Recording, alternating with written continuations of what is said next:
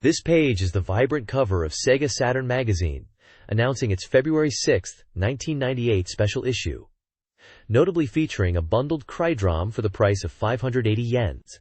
The cover prominently showcases characters from major upcoming titles, including Sakura Shinguji from Sakura Wars 2, which has a big new announcement and release date decided. You can also spot characters hinting at features on Mobile Suit Gundam's side story, the Blue Destiny, and possibly the Legend of Heroes series. Key games and topics highlighted include updates on the highly anticipated Panzer Dragoon Saga, the action-packed Burning Rangers, the puzzle adventure sequel Riven, the sequel to Myst, and the mech combat of Gun Griffin 2. Other titles featured are Pocket Fighter, Real Bout Fatal Fury Special, Let's Make a J.League Professional Soccer Club 2, and the unique visual novel Machi, specifically covering a special scenario related to Neon Genesis Evangelion. There's also a Creator Retsuden series featuring Koichi Nakamura. The magazine boasts that with this issue and the Crydrom, you'll get a comprehensive look at the latest game information. This page is dedicated to the SEGA Saturn game Winter Heat, an intense winter sports simulation. The game is powerfully endorsed by the iconic Sagata Sanshiro, who appears prominently and encourages players to embrace the challenging spirit of winter, stating the game is a true battle that pushes human limits. Winter Heat offers players the chance to compete in 11 different events, including speed skiing, ski jumping, bobsleigh, and snowboarding, featuring a roster of 8 unique athletes from around the world. It supports up to 4 players for simultaneous competition. The page includes small in-game screenshots showcasing some of these events. Winter Heat is scheduled for release on February 5th. There is also a brief mention of a SEGA Saturn Festa event in Tokyo Joyopolis highlighting the game, and an advertisement inviting readers to join the SEGA Partners fan club. This page introduces the highly anticipated Panzer Dragoon Saga, a sprawling RPG epic. The striking artwork features the protagonist, Edge, perched atop his formidable dragon, surrounded by other key characters from the game's world. The legendary Sagata Sanshiro provides a powerful endorsement, expressing his love for the spirit of dragons, and recommending the game for its elegance, depth, and sense of adventure that will make your chest swell. The game description highlights Panzer Dragoon Saga as a revolutionary RPG. It begins with the excavation of the mysterious life form, a Cecil, and follows the journey of Edge and his dragon companion as they seek revenge for fallen comrades across a vast and detailed world. The game boasts innovative features for an RPG, including a unique flight-based movement system providing a sense of exhilaration, dynamic and impactful battle scenes that break from tradition, and a deep connection between the player's actions and the growth and evolution of the dragon. Panzer Dragoon Saga was slated for release on January 29th for 6,800 yen. The page also mentions a 3-Shiro disc campaign, where purchasing a SEGA Saturn console during the period of November 25, 1997 to January 31, 1998 would include trial discs for popular titles like Sonic R, Shining Force 2i, and Machi.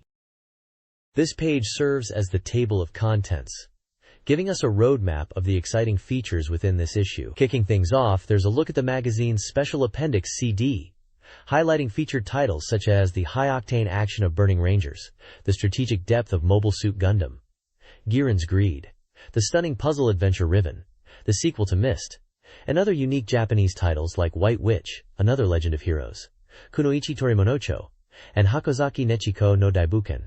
A major feature is dedicated to the highly anticipated Sakura Wars 2, Thou Shalt Not Die, with the release date finally announced.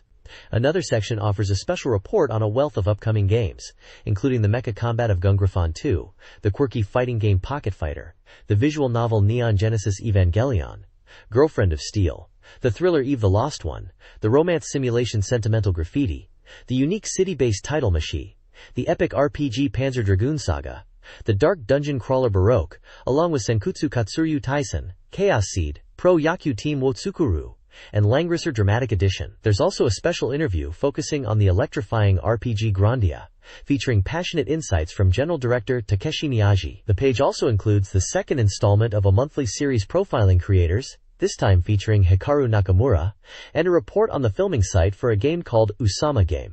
An illustration of a cheerful blonde character with a teddy bear is also featured prominently. This page serves as the detailed table of contents and game index for this issue. On the left, you'll find the main features laid out by page number, starting with a look at new releases like Kumitate Battle, Kutsuke Toku, and Primal Rage. There's also a section covering upcoming software, featuring titles like Uncharted Waters Gaiden, Battle Garega, and Tamagotchi Park.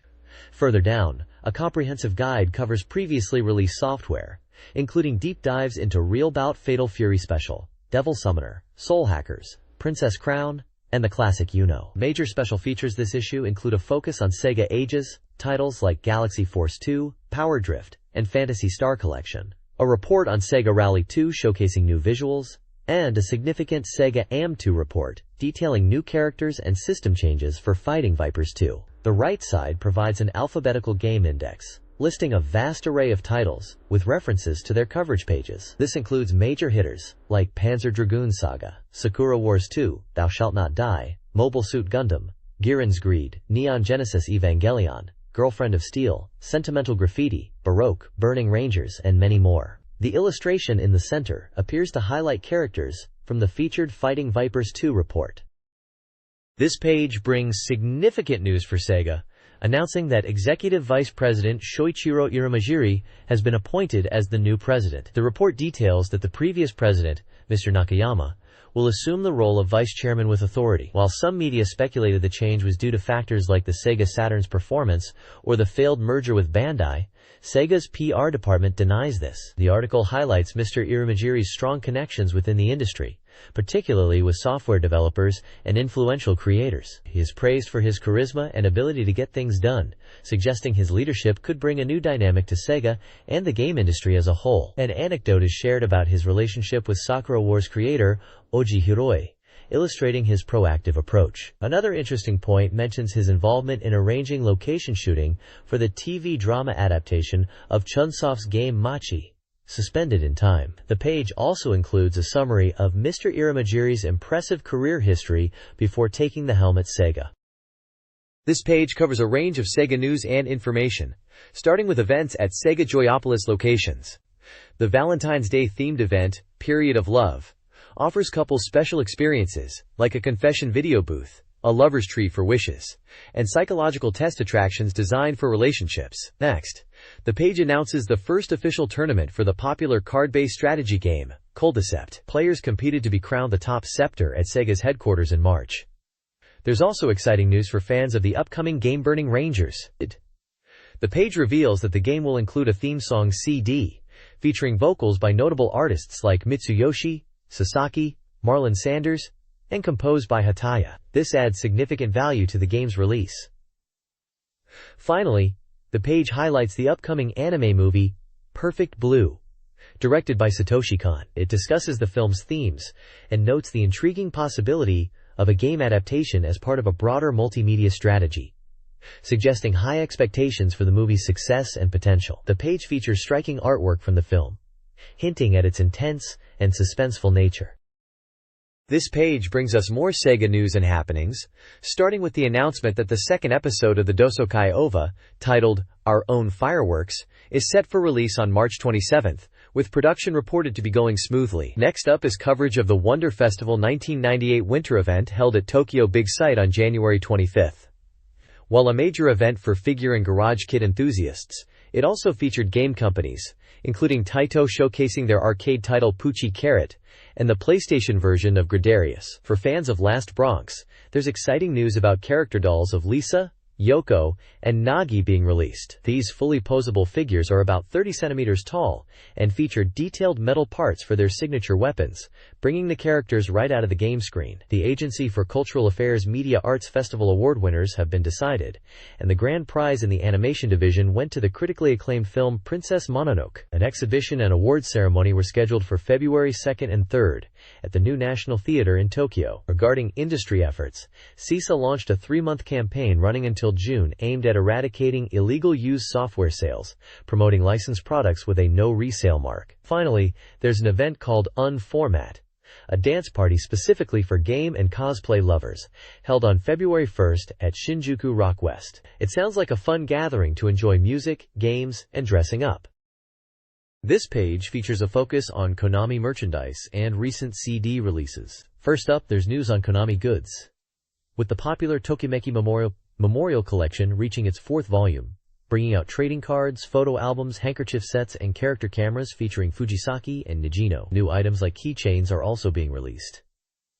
Additionally, new Konami collection card series are launching, including one for Ganbare Goemon. Fans can also look forward to Tokimeki stamp sheets and file sets, as well as character goods for Goemon and Twinbee, the latter celebrating the 5th anniversary of the Twinbee Paradise radio show, with items based on the Twinbee RPG illustrations. Below, the CD selection highlights various new music releases. This section covers albums and singles from artists like Dreams Come True, The Pillows, and Noriki Yonekura, with notes on their musical styles. Notably, there are several game soundtracks featured, including the OSTs for Motor Raid/Waterski, Cul-de-Cept, and the fighting Bushido game. The CD for Miharu Kanabayashi, known for her voice work related to Tokimeki Memorial, is also promoted, with a comment on her vocal talent vouched for by her prior work. The section covers diverse genres, from J-pop to game music.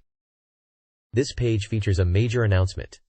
A full-scale musical adaptation of the beloved Sakura Wars series is happening, titled Musical Sakura Taisen Maiden Blooming. This stage production coincides with the release of Sakura Wars 2, bringing the vibrant world to life with strong cooperation from SEGA. Series creator Uji Hiroi is heavily involved, promising a faithful yet fresh take. The musical stars young actresses from Spacecraft's Minami Ayama female opera troupe, including popular talent like Yuka Nomura, depicting the Otomegumi, a training academy connected to the Imperial Combat Review. They aim to present a new side of the Sakura world. Performances are scheduled in Tokyo and Osaka across April and May. Fans eager to attend can secure tickets through advance reservations starting February 11th. As a special treat, 100 readers have a chance to win an exclusive original poster via a lottery application using a round-trip postcard, details for which are clearly laid out on the page, including necessary information and the deadline. This is a unique opportunity to experience Sakura Wars in a completely different format. This special book review section offers a diverse selection of reading material for enthusiasts. Key highlights include the Tomohisa Kai sentimental graffiti image artworks, a visual art book dedicated to the dating sims characters, The Best Game 2, a catalog spanning 26 years of arcade game history, and the Anime Mono catalog, showcasing merchandise from popular anime like Neon Genesis Evangelion and Gundam. Other featured books include Basatsu Takurajima, 349, Imaginative Beautiful Girl Reader, a collection of beautiful female characters, The Man Who Changed Games, Kenji Ino, The Truth of the EO Incident, a documentary-style account of Kenji Ino's Sega departure, and Game Kids of 2002, Dream Video, a collection of sci-fi short stories that influenced tales of the unusual. Readers can also enter a giveaway to win one of the featured books. This page presents the latest SEGA Saturn software sales rankings in the DataStation Top 15. The chart shows the start of the release push for highly anticipated games as the year begins. Grandia holds the top spot, while titles like X-Men vs. Street Fighter and Shining Force 2 Eyes Scenario 1 remain strong in the top 5. Other notable entries include Devil Summoner Soul Hackers and Sonic SAR, indicating diverse genre popularity among SEGA Saturn owners. The rankings reflect estimated weekly and total sales compiled from various retailers, giving insight into the current bestsellers on the system. This page features data on what SEGA Saturn users want and what's popular in arcades. The user data section lists the top 20 games users hope will be ported to the Saturn. Leading the list is D's Diner 2, followed by the Final Fantasy and Dragon Quest series, indicating a strong desire for RPGs and popular console titles from other platforms. Other requested games include Densha de Go, Oh My Goddess, and Street Fighter 2-1, Second Impact, showing a varied interest across genres. The accompanying text notes that as the software library grows, so do the requests for ports, and hints that some highly anticipated titles may already be planned for migration. The shop data section ranks the top 15 popular arcade video games. Virtua Fighter 3 TB holds the top spot, followed by Tekken 3, Virtua Striker 2, The Last Blade, and Cyber Troopers Virtualon, reflecting the popularity of fighting and sports games in arcades. This chart often serves as an indicator of potential future SEGA Saturn releases. The page also highlights Fighting Vipers 2 as this week's featured game to watch, noting it is coming soon. There are also brief spotlights on popular titles like The Last Blade, Get Base, and Zero Gunner, showcasing screenshots and expressing excitement or anticipation for these games. The SEGA Saturn User Data Top 30 reveals the most anticipated upcoming games based on user votes. Leading the pack is Sakura Wars 2, Thou Shalt Not Die, slated for a major spring release. Eve the Lost One, an adventure game with a mysterious connection to the U.S. Department of Defense takes second place. Super Robot Wars. F Final Chapter, a strategy game, rounds out the top 3. The list highlights a diverse range of genres, including Virtua Fighter 3, Darkstalkers 3, and Panzer Dragoon Saga, among others.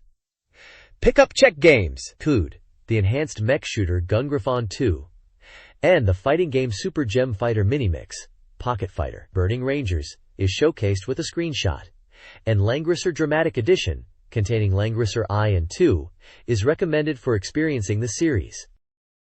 This page features the weekly All Software Readers Check, a reader participation project ranking SEGA Saturn games based on votes and average scores from the readers. A total of 876 released Saturn titles are included in this comprehensive ranking as of January 23rd. The main focus is the updated ranking chart, which lists games by current rank, previous rank, title, genre, and average reader score. The big news is that Grandia has claimed the top spot at number 1, moving up from second place last week and overtaking Devil Summoners, Soul Hackers, which now sits at number 2. You know, A Girl Who Chants Love at the Bound of This World is also highlighted as rising to third place. The ranking system is explained as readers rating games on a 10-point scale, with the displayed score being the cumulative average.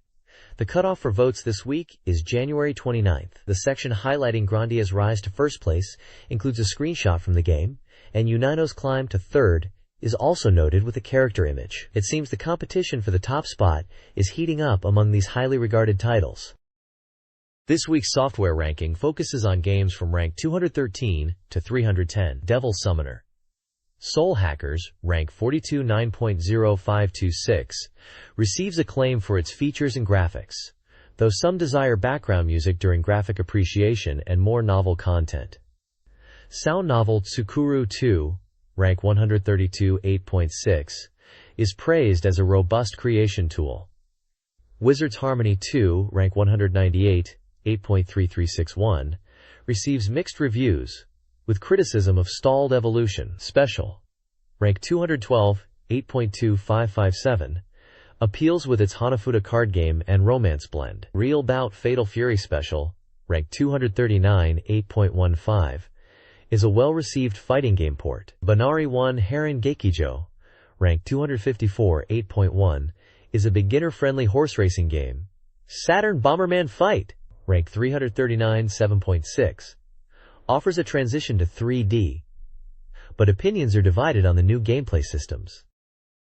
The next page continues the SEGA Saturn Reader Rankings, picking up from rank 311 and descending all the way to 611. This extensive list provides a detailed look at how a vast array of Saturn software was received by the players themselves, featuring reader-submitted scores for each title. You'll find games spanning numerous genres, from action and puzzle games like Three Dirty Dwarves and entries from the Tokimeki Memorial Series, to fighting game spin-offs such as the Virtua Fighter CG Portrait Series, and well-known Western ports like Die Hard Trilogy. The page gives a clear snapshot of player preferences across a broad spectrum of the Saturn library based on the submitted average scores. An editorial note at the bottom discusses the magazine's status, mentioning a merger. Odds Table Saturn D continues reader rankings, focusing on the hidden gem, Let's Make a Soccer Team. 2. Reviewer Izakaya raves about the game, scoring it highly with both readers and the magazine. Praised for its improved loading times, smoother gameplay, and engaging team development, it allows players to build and nurture their own J.League team, fostering a strong connection. Key features include a detailed player edit screen and tactical options, making the game accessible despite its depth. Reader comments echo the praise. SEGA highlights strong sales and a planned password tournament. A smaller section critiques mid-tier games like Arcana Strike and Blue Breaker, and notes the decline of Planet Joker, along with the potential for a mech game to have competition. This page previews upcoming SEGA Saturn games and gathers reader feedback. Highlights include the RPG Suikoden, praised for its immersive world and characters, and the suspenseful adventure Maria, You were born for this. The Sega Ages Memorial Selection Volume 2 is also featured, evoking nostalgia. Ultraman Encyclopedia 2, however, draws criticism for its high price. Reader comments express enthusiasm for games like Street and Sentimental Graffiti, and a desire for more development tools. There's also nostalgia for classic Capcom titles, and surprise, at the price of Angelique merchandise. The page also lists reader-rated SEGA Saturn peripherals. Additionally, the page details contests, where readers can win games and peripherals by predicting debut rankings and average scores. It serves as a community hub for Saturn enthusiasts, sharing opinions on software, hardware, and the overall gaming experience. This page brings major news for Sakura Wars fans, announcing that the release date for Sakura Wars 2 has finally been decided. The page kicks off a countdown, letting everyone know there are just 71 days left until the game hits the shelves. There's a special message from the general producer, Uji Hiroi, sharing his thoughts and excitement as the release approaches. The game picks up 1 year after the events of the first Sakura Wars. Following the battle with Sedan and the Black Nest Society, led by High Priest Tenkai, peaceful days returned to the Imperial capital. The Flower Division, after their duties were reduced, were busy with performances at the Grand Imperial Theater. However, this peace is shattered by the appearance of a new demon. Manipulating dark magic and casting a shadow over the capital, this new enemy is simply known as the Black Demon Society. The Flower Division bravely faces this unknown enemy head-on to protect the capital and its people. Sakura Wars 2 is described as a dramatic adventure game from Sega, scheduled for release on April 4th, with the price yet to be determined. It's designed for a single player and is recommended for all ages. The page features beautiful illustrations of the main Flower Division members and a screenshot showing the game's signature blend of visual novel and tactical combat elements. This sequel looks set to build upon the success of the original, promising more drama, adventure, and giant robot action. This page confirms the huge news from the previous one, shouting that the release date for Sakura Wars 2 is officially set for April 4th. You get insights directly from Sega's Saturn Business Division General Manager, Hideki Okamura, and development producer, Norikatsu Oba, on the significance of this sequel. The article breaks down the enhancements, highlighting a powered-up adventure part with its signature lip system promising even deeper dramatic choices, and an improved simulation part designed to be easier to get into while still offering challenging strategic battles. Get ready for new gear too, as a formidable new spiritual armor, the Eisenkleid 2 is revealed. Plus, the page introduces 2 fascinating new members joining the team. Leni Milchstrasse from Germany and Soletta Orihime from Italy, both bringing their unique skills and personalities to the already vibrant cast. It's clear Sakura Wars 2 is building on everything that made the first game great, promising a bigger, better experience.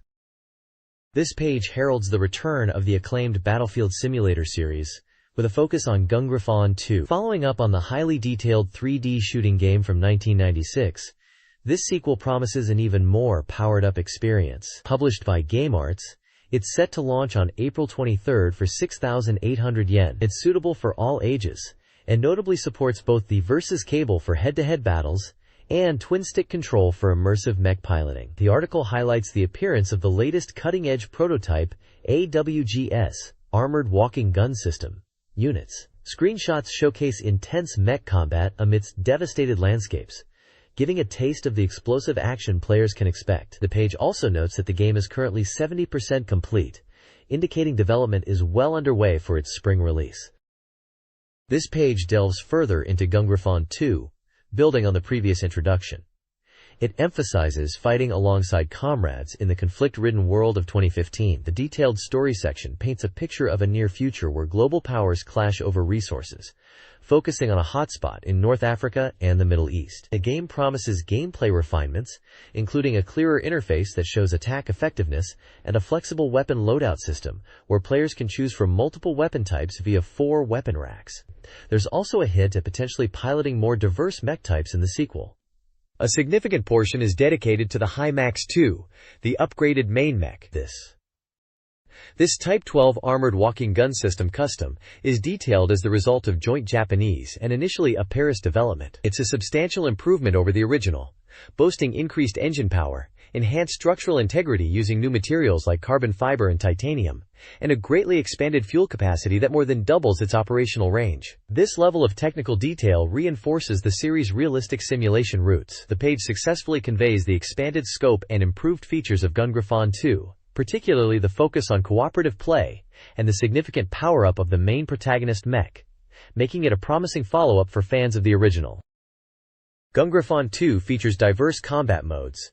Scenario mode offers mission-based gameplay with improved enemy AI and the option to choose AI-controlled allies. Exercise mode is a time attack training mode with wireframe visuals, offering beginner and expert challenges. Versus battle mode allows for two-player head-to-head combat via Saturn battle cable, with unit selection beyond the standard. Survival mode is a score attack, where players protect allies, also supporting two-player cooperative play via cable. Finally, replay mode lets players save and review gameplay from various camera angles for strategic analysis and skill improvement. A live camera mode allows for replay broadcasting via connected Saturns. Gungraphon 2, nearing completion under development director Takeshi Miyagi, refines its predecessor with enhanced controls, visuals, and accessible difficulty. Development took 2 years, focusing on improvements like adjusted camouflage and improved effects. The core gameplay remains, but with tweaks for a more immersive battlefield atmosphere. A key new feature is the opening sequence, using player-saved replay data, letting players showcase their impressive maneuvers. This replay feature, allowing up to 8 blocks of saved gameplay, provides opportunities for creative video edits. Miyagi encourages players to look forward to the game's co-op mode, thrilling gameplay, and long-lasting engagement. This page showcases Pocket Fighter, featuring cute deformed versions of popular Capcom fighting game characters. The main headline declares, "Cute deformed characters go wild," and the text introduces the game as a Saturn port of the arcade hit, bringing together beloved characters from Capcom's diverse fighting roster in an adorable new style. However, the page emphasizes that it's not just cute and dives into the gameplay, highlighting that it's a genuine fighting game underneath the charming exterior. It mentions mechanics borrowed from other Capcom fighting series, such as the flash combo system, similar to chain combos in Darkstalkers, the gem system from Marvel Superheroes, and the item system seen in Red Earth. Despite incorporating these depth-adding elements, the game features a simplified control scheme with fewer buttons than typical fighting games, making it accessible while still offering strategic depth. Screenshots illustrate the flash combo move, recovery after being hit, special moves, and throw techniques. It's noted that the screenshots shown are from the arcade version. The game supports the 4 MB expansion RAM cartridge. This page introduces the roster of Pocket Fighter, confirming there are 12 characters available right from the start, featuring a collection of iconic fighters. We see cute, super deformed versions of familiar faces from various Capcom series. From Street Fighter, there's the classic trio Ryu and Ken, the energetic Sakura, the self-proclaimed Master Dan, the wrestling powerhouse Zangief, the ninja Ibuki, and the legendary Chun-Li. Representing the Darkstalkers universe are the succubus Morrigan, the zombie Lele, Shenko, and the Catwoman Felicia. We also see Tessa, Tabasa, the magical girl from Red Earth. Each character is briefly described, noting their original game series, and adding a short, often humorous comment about their personality or appearance in this game. For example, Ryu is questioned if he's the protagonist, Ken is seen as less serious, Chun-Li is called the original female idol, and Felicia feels more like a little kitty here. Below the main character select screenshot, a section hints at hidden characters. It clarifies that 2 additional characters, who are not on the main select grid shown from the arcade version, referring to Akuma and Dan off to the side, are indeed in the game. It mentions they were initially hidden but have become regular fixtures. Akuma, the master of the Satsui no Hado, is even teased about being lonely. This page gives us a look at the upcoming SEGA Saturn port of the popular PC adventure game, Neon Genesis Evangelion, Girlfriend of Steel. The image shows Shinji Ikari and Asuka Langley Soryu in what appears to be a classroom setting, capturing the school life aspect of the game. The feature highlights that the original PC version was known for its demanding system requirements at the time, which unfortunately prevented many fans from being able to play it smoothly. Because of this, the announcement of a SEGA Saturn port is particularly exciting news, especially since the port is being handled by Gainax themselves, the creators of Evangelion. It mentions that while the PC version came on fork Saturns, The Saturn version is planned to be on 2 discs. The article touches on the high-quality visuals and clear audio that the game aims for, noting these were the reason for the high PC specs. While some details for the Saturn version are still undecided, the porting work is actively underway for the planned March release. The article expresses anticipation for how the Saturn version will ultimately turn out, and promises more information soon. The original PC recommended specs are also listed as a point of reference. The game is priced at 6,800 yen and is categorized as an adventure game. This page delves deeper into the exciting SEGA Saturn port of Neon Genesis Evangelion, Girlfriend of Steel.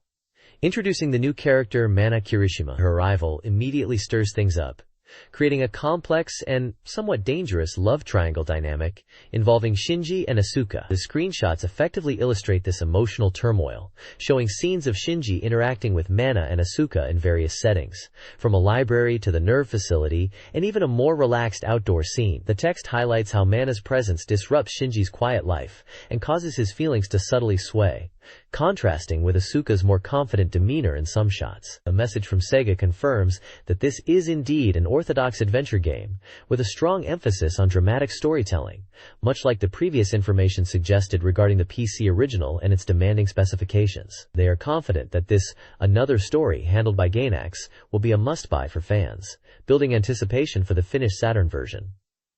The page also includes a scene referencing TV episode 19, hinting at integrated content from the anime. Overall, it paints a picture of an emotionally resonant story coming to the Saturn, focusing on the intense character relationships central to Evangelion. This page introduces the game Eve the Lost One, highlighting the powerful forces intervening in Eltidia. The story adds 2 new characters. One is a powerful figure from America, and the other is a mysterious woman.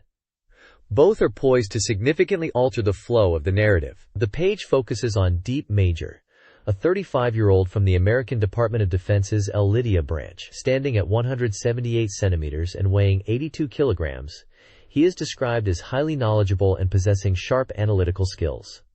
He is the highest-ranking official at the Elbidia branch, placing him at the center of power.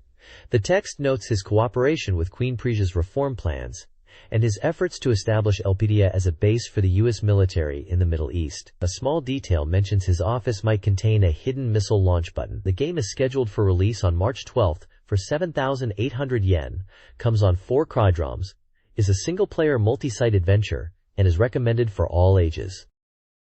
This page introduces Monica Saletti, described as a mysterious, blonde beauty. Her profile lists her as 25 years old, born on June 2, Gemini. 170 centimeters tall, weighing 53 kilograms, with measurements of B91, 62 per hour 92.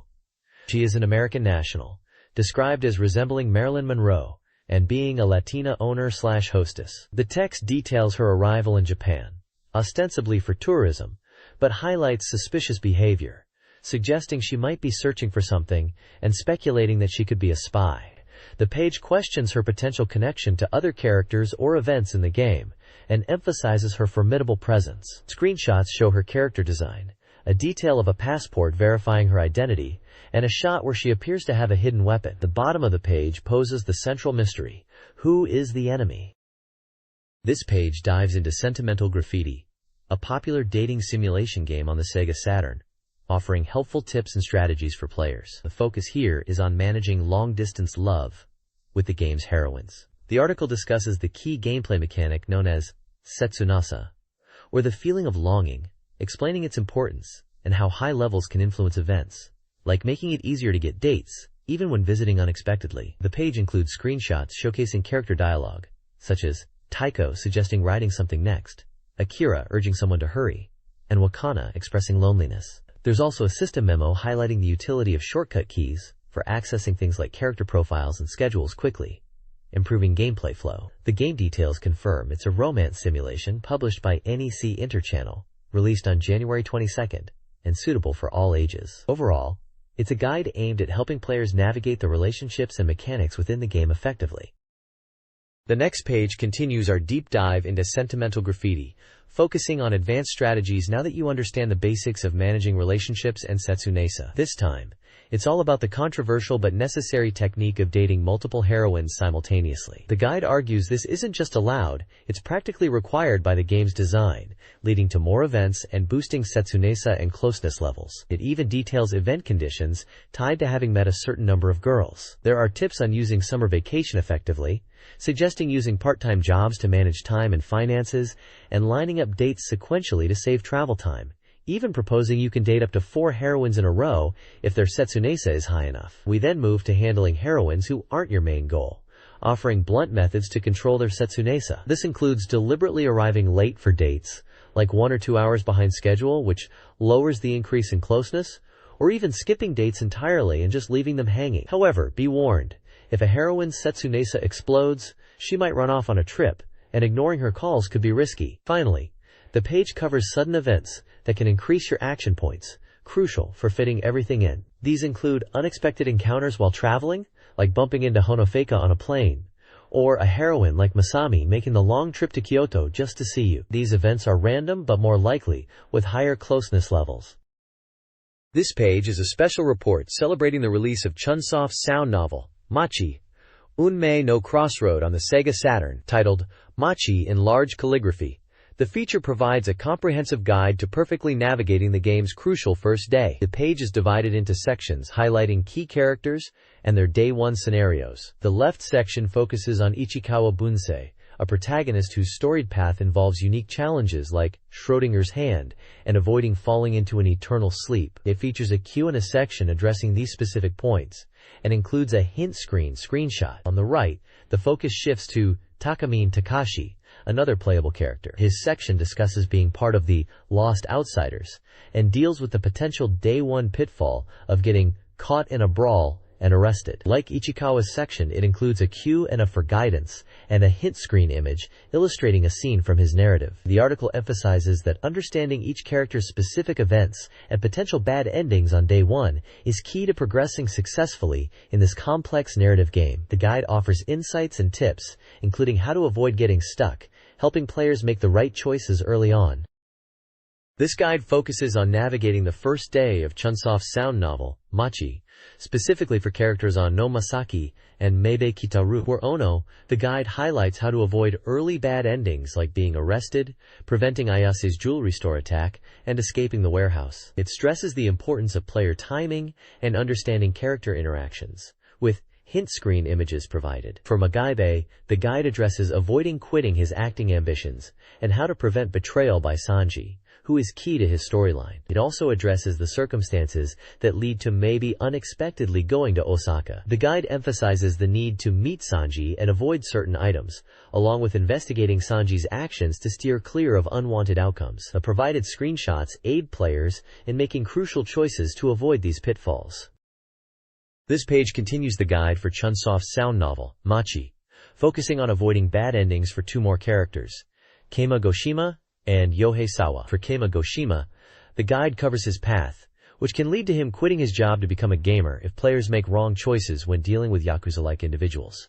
It also tackles the dramatic Shibuya explosion scenario, a series of bad endings that occur throughout the afternoon and night. The guide outlines 6 critical junctures in Keima's storyline, where decisions determine the outcome, with screenshots illustrating moments like interacting with women at a game center or deciphering a fax message. The guide for Yohei Sawa discusses his unexpected debut as a singer and a plotline involving memory loss. It highlights how dynamic choices can lead to various bad endings. One particular bad end involves getting involved with suspicious individuals or trusting the wrong people. The advice emphasizes paying attention to hints and interactions, especially concerning a character in a strange coat. Screenshots show encounters that are crucial for Yohei's fate. The content serves as a helpful walkthrough to navigate the complex branching narrative of the game. This page continues the strategy guide for the sound novel, Masachi, focusing on navigating specific scenarios and avoiding bad endings for characters including Masashi Den and Emiko Second. The guide addresses several potential pitfalls players might encounter. It covers the bad end, where the protagonist gives up on a job opportunity, explaining the cause is related to the main character's presence. Another section details the special red card bad end, a severe consequence that can be avoided by ensuring the target character, who is skipping school, returns on time. The guide also tackles the complex scenario where a target escapes, noting it has multiple causes, possibly including another character's memory loss. Strategies for achieving or avoiding specific lovey-dovey and drama audition endings are also provided, often linking solutions to visiting particular locations at certain times, like a coffee shop before a movie, or focusing on events around 3:10 p.m. Finally, there's a helpful tips section on effectively using the game's bookmark and time selection systems, suggesting time selection is often quicker than trial and error for revisiting scenes, while bookmarks should be used judiciously only when a return is definitely needed. The page features images of the characters Masashi Den and Emiko Seken, along with screenshots depicting crucial moments related to the discussed endings and the game's unique interface. This page features a completion interview for the SEGA Saturn sound novel, Maki. The large title highlights the ambitious concept, the terminal station after 6 years, emphasizing the extensive development time this project took, noted as exceeding 6 years. The interview includes key staff members, such as producer Hikari Nakamura and original creator, scriptwriter, and supervisor Hideyoshi Nagasaka, discussing the journey to finish the game and the challenges faced during its long development. Additionally, the page includes Machi check sections. One teases players to look for staff members, including Nakamura and Nagasaka themselves, who make cameos within the game. Another section hints at hidden mysteries and scenarios beyond the main story arcs of the 8 protagonists, referring to them as pink scenarios, and suggesting there are significant secrets lurking in the game that players shouldn't miss. This interview provides valuable insight into the long and dedicated effort required to bring this complex sound novel to completion. This page continues the developer interviews for the sound novel, Mashi. Director Kazuya Maeno discusses the game's difficulty and iterative balancing process, likening its design philosophy to classic adventure games, but aiming for a unique style where players' curiosity guides them through the narrative. He mentions the evolution towards a more streamlined experience compared to traditional branching paths. The page also features messages from the various scenario writers who contributed to Machi. Prominent writers such as Osamu Yamasaki, Yoshiki Matsudaira, Kenji Kono, Tatsuya Kondo, and Shinichi Ochiai each share brief comments about their specific scenarios, offering insights into their work and encouraging players to experience them. Lastly, a Mashi final item check section highlights 2 key items for fans: the official guidebook, Zapp's Mashi, and the original soundtrack. These items provide further depth and enjoyment for players immersed in the game's world. The page concludes with the observation that players are becoming deeply engaged with the game. This page focuses on a Sazel Panzer Dragoon RPG, known as Panzer Dragoon Saga internationally, just before its release on January 29, 1998. The main artwork featured is the stunning package illustration, showcasing a Diesel, Edge, and various creatures and enemies from the world. The article delves into the game's narrative, introducing the mysterious ruins of Uru, located on a blue lake, and hinting at a hidden tower within. It also discusses encounters with new enemies, including the isolated ship Vajra and the fearsome cleaners. A specific character named Padet is highlighted, with a screenshot showing his dramatic reaction to witnessing Edge's dragon, leading to a shift in his demeanor. Beyond the story, the page offers a special pre-release report on strategy, emphasizing the crucial aspect of positioning during battles. It also touches upon the importance of understanding dragon growth and battle dynamics. A continuing staff interview series is also mentioned. The page excitedly declares the game is 100% complete and ready for launch, building hype for this highly anticipated 4-disc RPG adventure. The page previews Panzer Dragoon Saga's Uru, a submerged location featuring ruins requiring protect key items, hinting at a central tower. Exploration is encouraged due to evolving item box locations based on dragon growth and new abilities. Uru is inhabited by aggressive creatures like the Tupnak and Canheld Dragon, the latter using a combat gauge slowing attack. A major event involves the sudden appearance of the cleaner fleet, Vajra, signaling the tower's proximity and providing a challenging battle. Part 2 of a staff interview features composer Mr. Sawada discussing the extensive music and movie content, comparing the scoring process to filmmaking. He highlights the challenge of fitting music to scene flow and the importance of capturing the series' unique atmosphere, prioritizing the game's dark world over traditional RPG music styles. This page dives deep into the combat system of Panzer Dragoon Saga, highlighting positioning as its most challenging element. A diagram breaks down the combat space around an enemy into zones: the green zone where the enemy cannot attack, the the red zone, which is dangerous with special attacks, and the colorless zone where standard attacks are possible. The strategic key is to stay in the green zone as much as possible while gauges fill before moving to attack, but navigating the red zone might be necessary for enemies with specific weaknesses. The page explains how the effectiveness of these zones changes depending on the enemy's type, and how this relates to choosing the right dragon form. Screenshots demonstrate these positioning tactics in action. The developers also discuss the game, with composer Mr.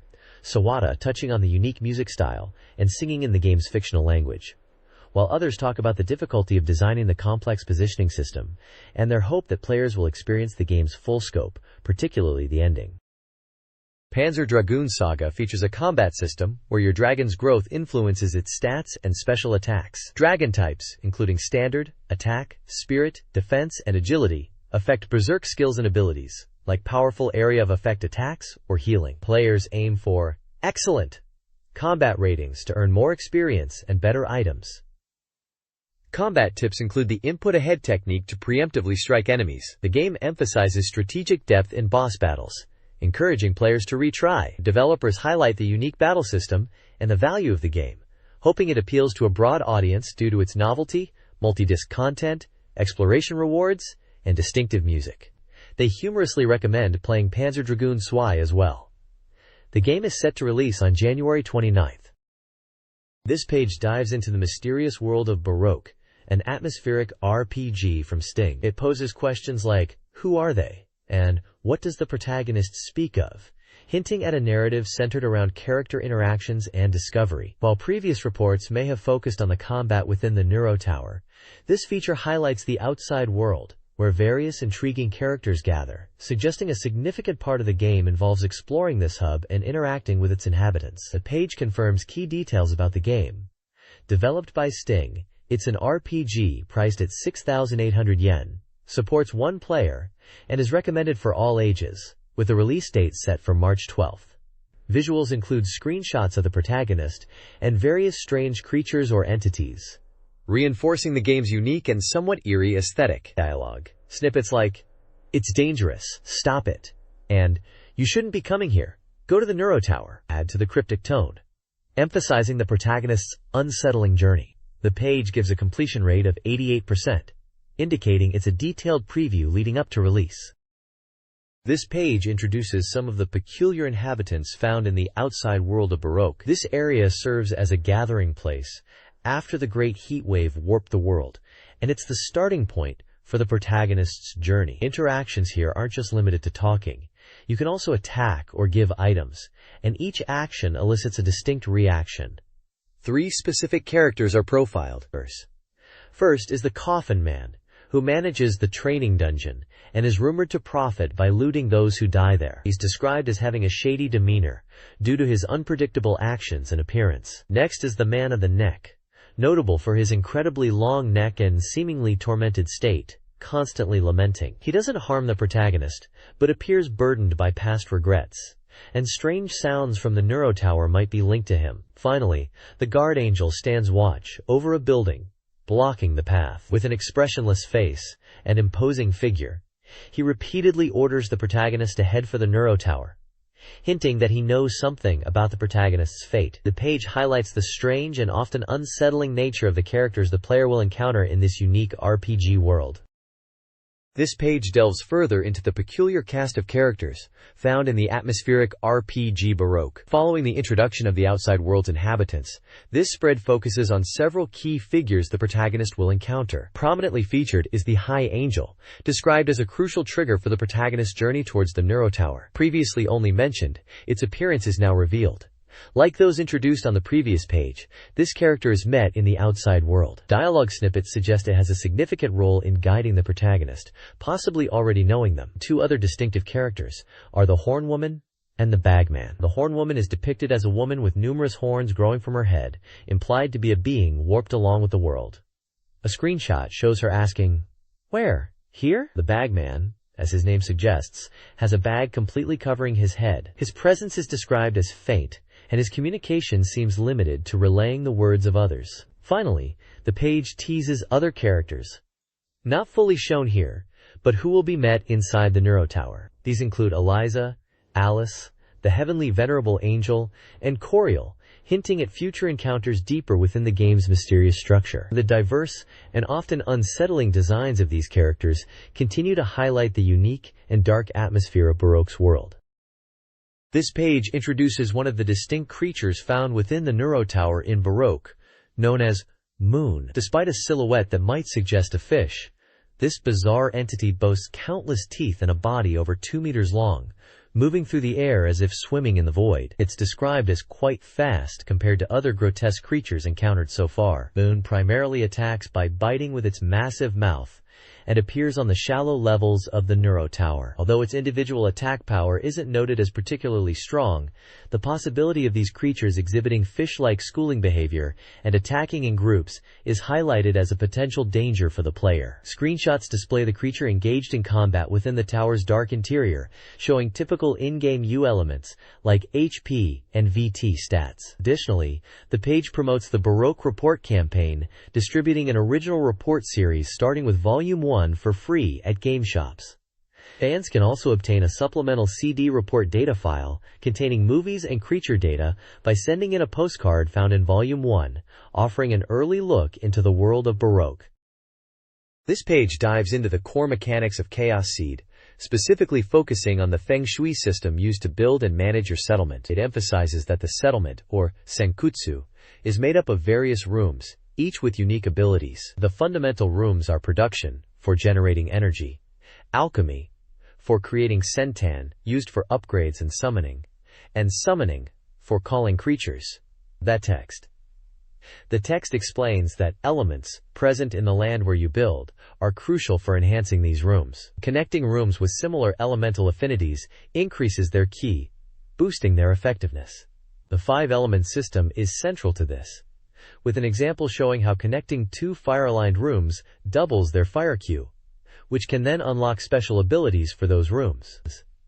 Screenshots illustrate room layouts within the settlement, and UI displays showing the elemental balance, feng shui, of different rooms.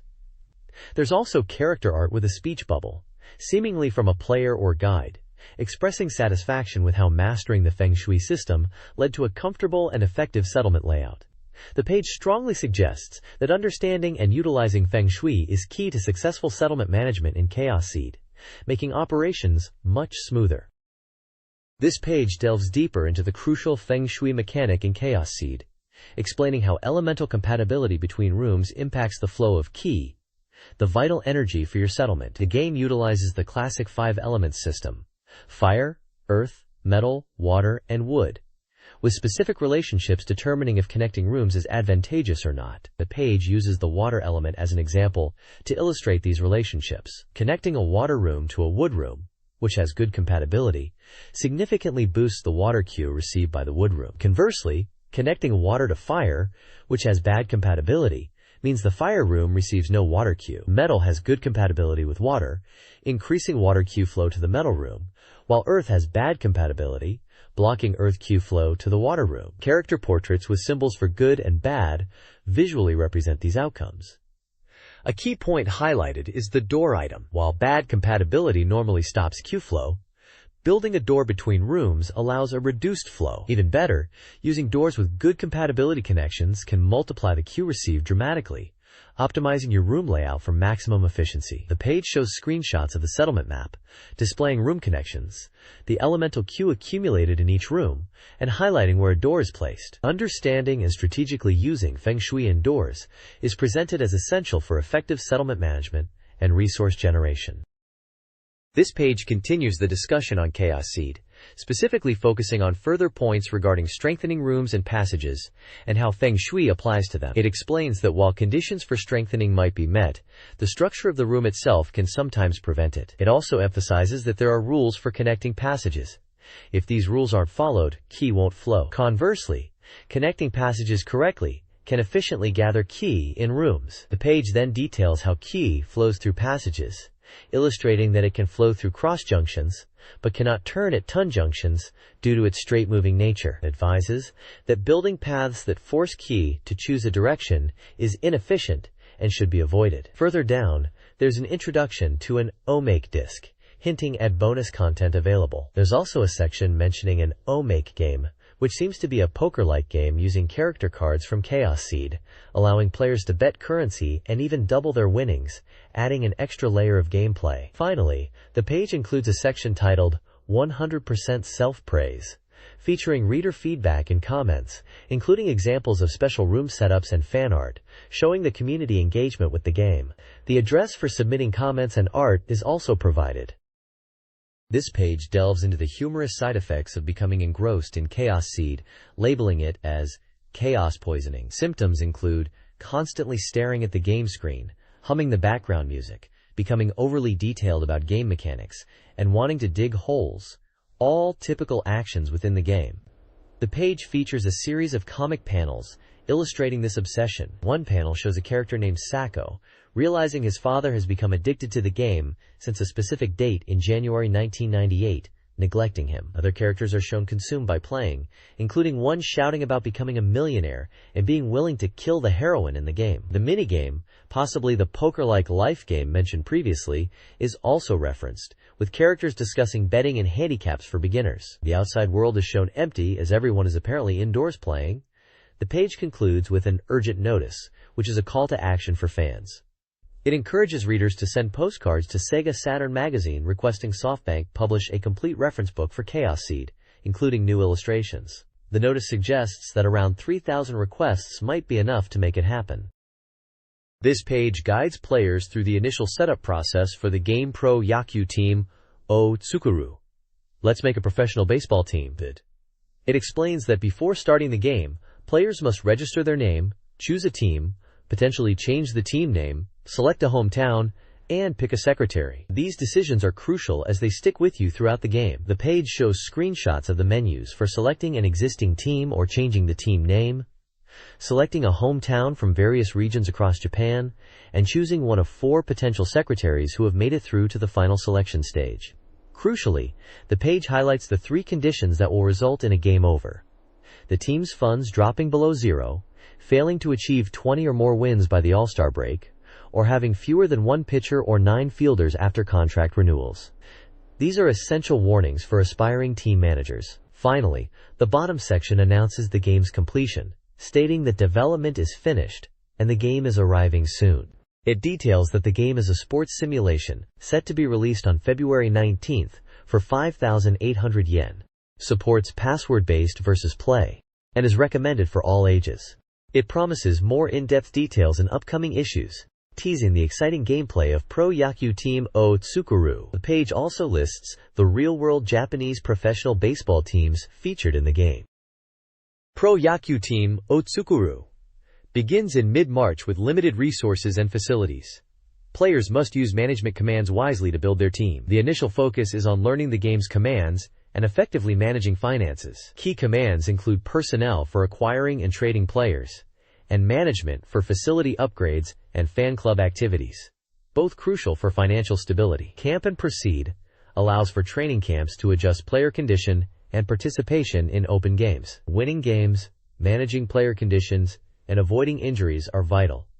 The open games serve as preparation for the regular season pennant race. Careful resource management, strategic player acquisition, and training are essential for success. This page provides a detailed look at Langrisser Dramatic Edition, highlighting its character creation system, and the initial scenarios for both Langrisser In and Langrisser 2 included in the collection. The character creation, featured in the Langrisser In part, involves answering questions from the goddess of light, Luciris, which determines the protagonist Leden's parameters. While the starting class is always fighter in Langrisser In, abilities can vary significantly. In Langrisser 2's character creation, answering questions leads to one of 7 initial classes: fighter, knight, hawk knight, gladiator, bishop, pirate, or warlock. The report notes that the Dramatic Edition also allows for starting with magic or items, depending on the creation results. The page breaks down the early game flow by episode and scenario. For Episode 1, it covers Leden's escape from the Dalsis Empire invasion, his meeting with Chris, and subsequent attacks by the Sheikah tribe, including name-joining after clearing the 3rd scenario. Episode 2 details protagonist Elwyn's involvement in Rihanna's attempted kidnapping in Salas, and the group's journey towards the Shrine of Light, where Scott joins them. The focus is on the crucial events and character introductions in the game's opening stages. The report expresses excitement for the game's impending release, scheduled for February 26th. The next page continues the deep dive into Langrisser Dramatic Edition, detailing later scenarios from both Langrisser 1 and Langrisser 2. Starting with Langrisser I, we see Scenario 4, where Chris joins the party in the Forest of Death after rescuing them from rampaging Gels, with Thorn also becoming an ally. Scenario 5 depicts the first major confrontation with the formidable Lance and his Black Knights, part of the Imperial Guard, though Volkov departs afterward. Scenario 6 sees the heroes attempting to reclaim Baldia Castle, but tragically, the Holy Sword Langrisser has already fallen into Imperial hands. Jessica and Taylor join the cause after this pivotal battle. Below, the page shifts focus to Langrisser 2 scenarios. Scenario 3 highlights the party's visit to the Shrine of Light, initially believed safe, only to discover the Empire's interest lies in an ancient tablet there. Ruga, initially an NPC, becomes a playable character, and after this scenario, fan favorites Rihanna and Cherie join the party. Scenario 4 centers on defending Cult's castle as the shrine is no longer secure. Battle advisor Scott leaves, replaced by Keith. Finally, Scenario 6 discusses the urgent quest for the Dark Rod, an item crucial for fully reviving the demon sword Alhazard, emphasizing the Empire's singular goal. The battle screenshot shows stats for a fight between a Valkyrie and Geralt, a common sight in these tactical RPGs. This page effectively showcases the escalating conflicts and growing cast across both included games. This page details key scenarios in Langrisser Dramatic Edition, focusing on pivotal moments in both Langrisser I and I. In Langrisser 1, the text highlights the rescue of Albert in Scenario 7, and the approach to Emperor Dygos in Scenario 11, culminating in a battle against Sir Gallius. The focus then shifts to Langrisser 2, particularly Scenario 10, where the party aims for Dalsey's castle to reclaim Langrisser, gaining Hawking. The most significant aspect is the branching narrative introduced in Scenario 7, Destiny's Choice and Separation. This presents a critical decision point. Accepting Leon's offer leads to a path where you battle former allies. Rejecting Leon but remaining on the light path results in a different boss fight against the Imperial army. The page underscores the impactful choices and branching storylines that characterize Langrisser 2. This page features Passion Langrisser Volume 3, opening with an update on the series, including new elements introduced in the Dramatic Edition compilation. A section titled Beginning Langrisser delves into the history of the Elsried Kingdom from Langrisser Und, discussing its founding, its fall to the Dulcis Empire, and how the heroes, tracing their lineage back to characters like Gicart and Ruin, become central to its rebuilding. It highlights their role as the descendants of light. Another feature, Langrisser Recollections, focuses on Imelda from Langrisser 2. She's noted as the unique queen character in the series. The article discusses her character development, particularly how the Dramatic Edition's added scenarios softened her initially tough general persona, portraying a kinder side when she joins the party. An illustration of Imelda accompanies this piece. The page also briefly touches on related media, such as the Mesa Ken Network radio segment associated with the game, and showcases fan contributions, including illustrations of characters like Rihanna, Liana, Elwyn, and Cherie, under the title Langrisser Hymn. Finally, there's a call for fan submissions like illustrations and messages via postcard. This page reveals the secret behind the magazine's price. It comes with a special appendix syndrome, the Sata Maga Sono CD Volume 1. This CD is presented as a modern revival of the Sono Sheet Extra that used to come with magazines like the old Beep, delivering game content that can't be fully captured in print. The CD includes 6 pieces of content, offering a mix of demos and promotional movies.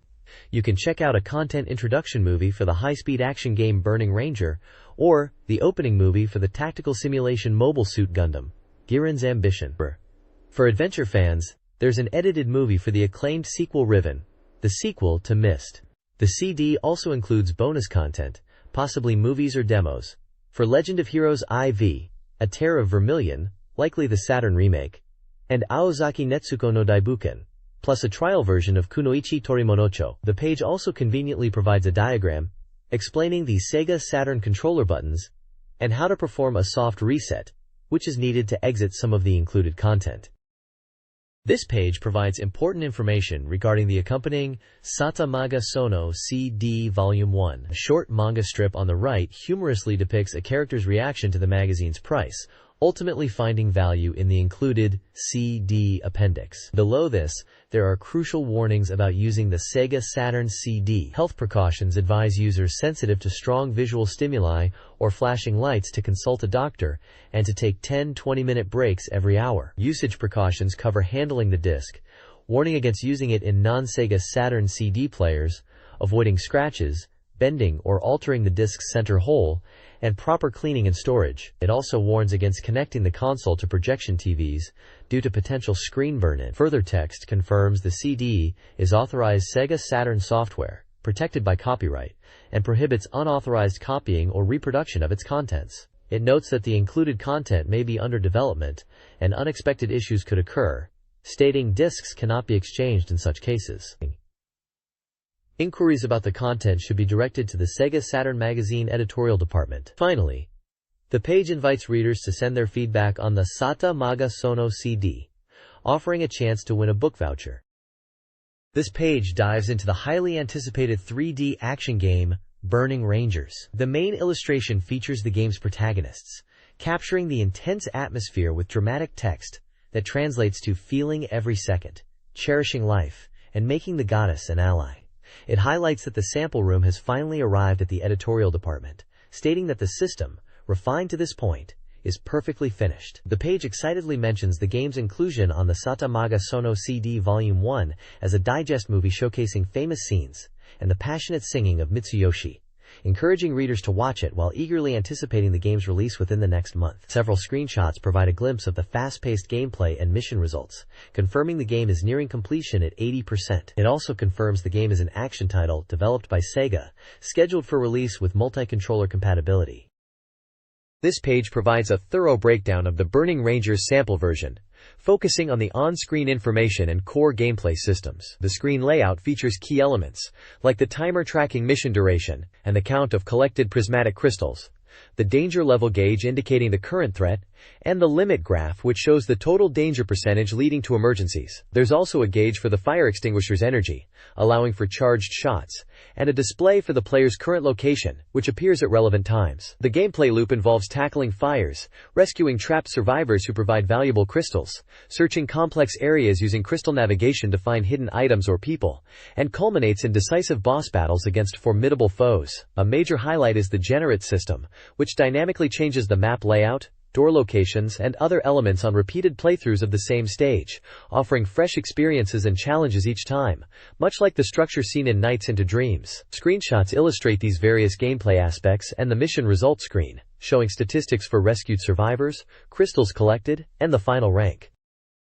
Burning Rangers gameplay hinges on skillful movement and strategic combat. Aerial maneuvers using verniers are essential for navigating levels and dodging attacks, with timed jumps allowing for extended airtime. Combat revolves around the fire extinguisher, usable with quick taps for standard shots and holding for charged, homing attacks. Master Baroxa crystals are critical for survival. Acting as a shield, they protect against one hit. Taking damage without crystals results in a lost life. Players can gather crystals by extinguishing fires, providing both energy and score bonuses. These crystals are also used to teleport survivors to safety, which consumes crystals for a bonus score. Green crystals are rarer and more potent than red ones. Resource management of these crystals is vital for completing missions. This page serves as an essential guide to the diverse actions and controls in Burning Rangers. It breaks down key movements like the various types of jumps, from automatic ledge jumps to the crucial double jump allowing for precise height and distance control. Mastering aerial movement is vital, as the page explains how properly timed button presses, while in the air, activate verniers for flight, which can be chained for sustained flight. Other critical actions covered include emergency evasion, automatically grabbing onto ledges, and interacting with glowing switches to progress. The core gameplay loop involves utilizing these actions seamlessly, primarily with the lever and buttons. Featured on the page is Sonic Team's Yuji Naka, commenting on a movie showcasing the game's appeal, included on a bundled Sono CD. Most excitingly, the page announces that an exclusive trial version of Burning Rangers will be included with the February 20th issue of SEGA Saturn Magazine, a significant opportunity for players to experience the game's unique mechanics before its release. This page highlights Mobile Suit Gundam, Giran's Greed, a strategic simulation game for the Sega Saturn developed by Bandai. The striking artwork features a large hand reaching towards a planet, with iconic Zaku mobile suits and a space vessel in the background, setting a cosmic stage for conflict. The main title, Giran's Greed, is prominently displayed. The page confirms key details about the game. It is a strategy simulation game, supports only one player, and is recommended for all ages. It was released on April 9th for a price of 6,800 yen. Notably, the page also mentions the inclusion on the SEGA Saturn Magazine, Sono CD Volume 1. A specially created movie is included, allowing players to witness the opening sequence, intense battle scenes, and gameplay controls, before diving into the strategic depths of Giran's ambitions. This provides a valuable preview for fans eager to experience the game. This page introduces Mobile Suit Gundam, Giran's Greed, a strategic simulation game where players can command either Giran Zabi of Zeon or the Earth Federation forces during the One-Year War. The game allows players to reshape the Gundam narrative. A special Sono CD offers a preview, showcasing battle scenes and gameplay. Director Kenhiko Ushimura from Bandai emphasizes the game's depth, highlighting key events unique to the Gundam universe, and the inclusion of third forces. He assures the final product will be even smoother than the video footage, and encourages anticipation for the April release, promising an engaging experience for fans of the One-Year War. This page delves deeper into the strategic layer of Mobile Suit Gundam, Giran's Greed, emphasizing that winning the One-Year War isn't just about sending mobile suits into battle. Success hinges on the player's ability to formulate and execute grand strategies, including capturing key bases and developing new technology. This focus on overarching strategy, alongside tactical combat, is highlighted as a major feature of the game. The page outlines the characteristics of the two main factions: the Earth Federation forces, initially struggling against Zeon's mobile suits and needing to rapidly develop countermeasures, and the Principality of Zeon, disadvantaged in resources but aiming to conquer land bases to gain control. Examples of strategic decisions are presented as operations. The player must decide whether to greenlight projects like the Federation's V project for developing core fighter systems and RX series mobile suits, or the Pinson project focused on space fleet reconstruction and mobile suit capabilities. The page also shows examples of attack/defense operations at crucial locations like Beijing, Odessa, and California, demonstrating how players direct forces to capture or defend strategic points on the global map. Successfully completing these operations advances the war effort for your chosen side, highlighting the importance of careful planning and execution on a global scale. This page continues the deep dive into Mobile Suit Gundam, Giran's Greed, focusing on the critical strategic elements of technological development and intelligence gathering. Winning the One-Year War requires more than just battlefield tactics. Players must invest heavily in research and development to acquire powerful new units, such as mobile suits and support vehicles. The process involves allocating budget to research, receiving proposals for new weapons like the Federation's JEG parts or Zeon's Zaku, and then bringing them into production. Increasing research budget can even accelerate development time. Equally vital is the intelligence department.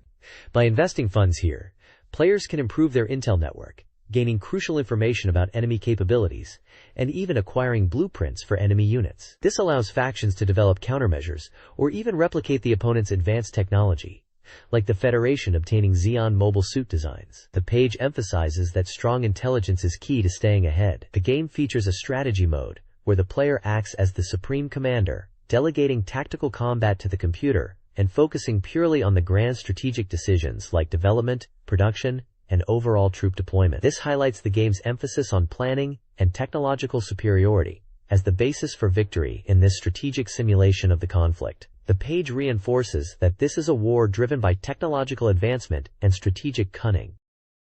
Giran's Greed simulates the One-Year War with the objective of controlling the Earth sphere by capturing strategic points on Earth and in space. Players deploy units to these points, raising their faction's flag. Crucially, strategic lines act as supply routes, essential for unit replenishment and offensive operations. The game uses a stack rule, allowing up to 3 friendly units per hex to simulate larger battles and tactical formations. Iconic Minovsky particles are also present, disrupting radar and guided weapons, adding an electronic warfare element. Screenshots illustrate the global map, supply lines, unit stacking, and Minovsky particle effects, demonstrating a detailed and strategic simulation. This page delves into the tactical mobile suit combat system in Mobile Suit Gundam, Giren's Greed. Unlike traditional simulations where battles resolve instantly, this game features an action phase, where all attacks are declared, followed by a simultaneous execution phase. This allows for multiple units to converge on a single enemy, enabling realistic multiversus Clysone engagements. The page emphasizes how mobile suits redefined warfare.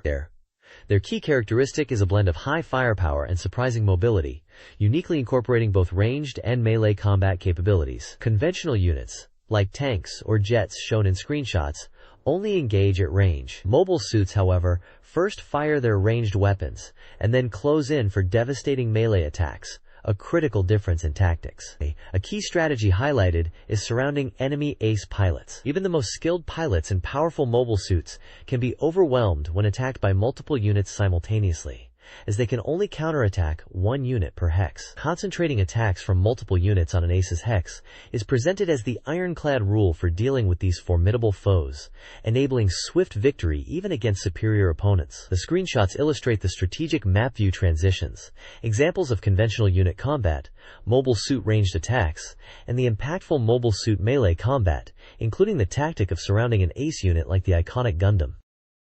This page takes a deep dive into the memorable characters and famous scenes from the One-Year War, brought to life in SEGA Saturn Gundam games. Countless key figures, both friend and foe, make appearances, each with a strong presence that feels true to the original story. Screenshots and dialogue capture pivotal moments, from the Black Tri-Stars launching their devastating Jetstream attack, to the formidable Ramba Ral's team in action. You also see classic exchanges involving characters like Char Aznavour and Makwav, whose fates in the game can shift based on the player's skill. The game aims to recreate these impactful scenes, allowing players to experience the One-Year War firsthand. The page also features a One-Year War character file, highlighting prominent figures such as the Federation's General Revel and the Zabi family leaders Giren and Kishiria, alongside a Xeon mobile suit pilot like Denim. These profiles underscore the importance of these individuals in shaping the conflict, demonstrating how the games capture the human element alongside the mobile suit battles. This page continues the look at Mobile Suit Gundam, Giren's ambition on the SEGA Saturn, highlighting how the game puts players in control of the One-Year War and the destinies of its iconic characters. It features numerous screenshots depicting key moments and dialogue exchanges from the anime, brought to life in the game. You'll see familiar faces like Bright No Maya, Mirai Yashima, Matilda, and Ramba Rao alongside his crew, all with dialogue reflecting their roles and the shifting tides of war. The page emphasizes that while the game follows the original story, player decisions can dramatically alter events and character fates. For instance, saving certain characters or achieving specific military objectives can lead to unique scenarios not seen in the anime. Character profiles are included for figures such as Christina Mackenzie, Heyman Crowley, and the Black Tri-Stars, Gaia, Mash, Ortega, detailing their significance and how they can be utilized or encountered depending on the player's strategy. This approach allows players to experience the war from different perspectives and truly influence the outcome, showcasing the strategic depth of Giren's ambition beyond simple mobile suit combat. This page presents Riven, the sequel to Myst for the SEGA Saturn, highlighting the game's dark themes and intellectual adventure gameplay. The primary focus is on Gen, the antagonist and creator of the world of Riven, depicted here as a ruthless dictator, imprisoned in the very realm he is destroying. The page explains that Riven, like other worlds Gen created, is facing collapse due to his tyrannical rule and destructive experiments, such as the extensive logging seen in one of the screenshots. Players will explore this beautiful yet desolate world, solving intricate mysteries that expand on the Doni technology concept from Myst, where entire worlds are created within books. A notable feature mentioned is the new zip system, allowing players to quickly jump to previously visited locations, enhancing navigation in this expansive environment. The visuals shown include the imposing figure of Gan behind bars, and striking landscapes that reflect the world's precarious state. The article also notes that a special CD is included with this issue, containing original Riven movies and graphics, giving readers a deeper look into the game's world and visuals. Riven, the sequel to Myst, details the world's collapse due to Gain's reckless experiments and resource exploitation. Gain, trapped in Riven, views the world as his experiment. The Denshani civilization created worlds with linking books, which are essential for travel. Gan, without a linking book, captures Catherine, hoping to lure at Cautress or the player character. The article highlights Gen's laboratory and Riven's condition. Screenshots illustrate the game's setting. Enix producer Shinji Nomura discusses the game's presentation on the Saturn CD, featuring extensive CG images and movie content, with the game's visuals being a priority. He emphasizes the quality of the graphics and the bonus credits hint content. The player is then set up to rescue Catherine from Gen. This page focuses on the atmosphere and details of the world of Riven, the sequel to Myst. The main title translates to Beautiful Nature and Wickedness and People, setting the theme. The article describes Riven as a flawless, virtual world among the many created for games, perfect for both solving the main puzzles and simply enjoying the beautiful scenery. It notes that the detailed items and machines encountered give insight into the inhabitants' lives, creating a sense of human presence throughout Riven. Unlike the isolation of Myst Island, smaller sections highlight specific elements shown in screenshots. One discusses unusual rock formations that appear artificial, noting water seemingly rising on them, suggesting different physical laws. Another shows wood processing, linking it to the creation of the game's books. A mysterious, rapidly spinning dome is pointed out, reinforcing that nothing in this world is without meaning. Details about the simple dwellings and evidence of fishing give a glimpse into the daily lives of the local inhabitants. Finally, Gen's peculiar private pleasure is detailed, inhaling extracts from a pipe. This is described not as simple smoking, but a ritual involving catching and dissecting frogs to obtain the substance, highlighting a strange and revealing aspect of his character, and perhaps hinting at his twisted experiments. This article explores key elements of Riven, the sequel to Myst. It emphasizes the number 5 as a central motif, pervasive throughout Riven's design, and potentially reflecting the manipulative nature of Gen, the game's antagonist. The article introduces the core characters. Gen, who believes in creating worlds, his son Atacanus, who focuses on connecting them, and Catherine, from Riven, who becomes Atacanus' wife. Crucially, it explains the function of the linking books, particularly the trap book, a special device given by Atris to imprison Gen. Finally, the article delves into the darker aspects of Riven's world, hinting at the possible continued existence of the dangerous carnivorous fish, the wark, raising questions about Gen's intentions regarding the creature. This page delves into the fascinating modes of transportation players will encounter in Riven, the direct sequel to Myst. Given that Riven, originally a single landmass, has fractured into multiple islands, moving between them is crucial. The game features unique, somewhat retro-futuristic vehicles, reminiscent of those found in Myst, to facilitate this travel. The article highlights 3 specific conveyances. First, the submarine, primarily used for exploring the lake and accessing various facilities. Operated by 3 levers, this peculiar vessel with its bubble-like cockpit allows movement forward, rotation, and direction changes, creating the sensation of being underwater as it slowly navigates submerged pathways. Next is the mag car, utilized by Gen and his followers. This levitating tram travels extremely quickly over the sea using electromagnetic force. It operates simply, capable of rotation and forward/backward movement. If the tram isn't at a station, it can be summoned with a button. Movement between islands using this method seems to involve elastic wires pulled by Gen. Finally, there's the trolley, also referred to as a logging cart. Primarily intended for transporting materials, it can also carry the player. Loading the cart and pulling a lever sends it automatically to its destination. While there's a risk of the crushing mechanism activating upon arrival, it's not meant for human transport, and it travels at blinding speed along rails that even extend underwater. These distinctive vehicles are key to navigating Riven's fragmented world. This page provides essential advice for becoming a thoughtful adventurer in Riven, the highly anticipated sequel to Myst.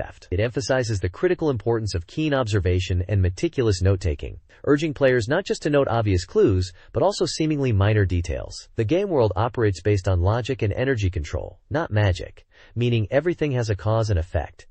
Finding power sources and understanding mechanisms is key to progression. The article highlights that what is visible is not everything, stressing the vital role of sound in solving Riven's intricate puzzles. Players are encouraged to listen carefully to ambient sounds and specific audio cues, taking descriptive notes even if precise recording isn't possible, as mist sounds can halt progress entirely. Furthermore, it advises players to freely interact with switches and mechanisms they encounter, particularly in new locations, and observe the consequences. Understanding the personality of Gen, the game's antagonist, is also suggested as crucial, as his creations and the world's structure reflect his nature and methods, including elaborate traps and unique facilities like his Golden Dome. Images on the page show the interior of the Golden Dome, an exterior view of Riven's unique pipe systems, and a glimpse of the mechanism used in the Warp Trap ceremony, reinforcing the game's mechanical and environmental puzzle design. This page focuses on the Legend of Heroes IV, a tier of vermilion, known in Japan as Shiroki Majo, the White Witch. The prominent illustration features the game's protagonists, Julio and Chris, alongside a large cast of characters. The text indicates that the magazine staff has received a sample room, enabling a more detailed introduction to the game's content. It specifically mentions covering Julio and Chris's journey and their home country, Forsythia, urging readers to check for the latest updates. A section highlights a bonus CD that comes with the magazine, containing the game's dynamic opening movie, allowing readers to experience a high-quality preview before the game's official release. Key details about the game are also listed, including that it's published by Hudson Soft, priced at 6,800 yen, an RPG recommended for all ages, and comes on 2 CDs.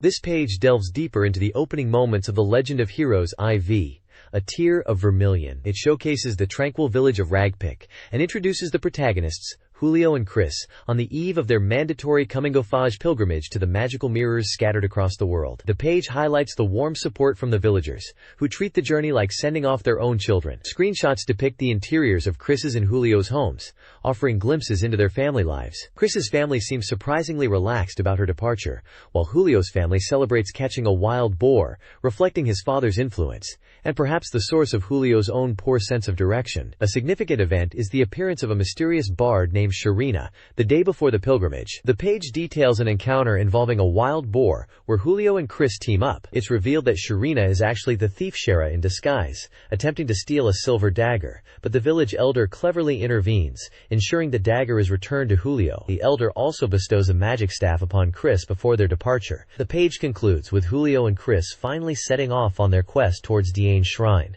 unaware of the adventures and the magic mirrors that await them. The artwork includes an illustration of Sharina, Shara, and a screenshot showing the duo beginning their journey on a road outside the village. Forsythia Country, the homeland of Julio and Chris in The Legend of Heroes IV, is a region within the isolated world of Tiraswale. Located in the northwest, Forsythia boasts a warm climate and is known for its natural beauty, including Crystal Lake and Danae Shrine, home to a magical mirror. The people of Forsythia are compassionate and live close to nature.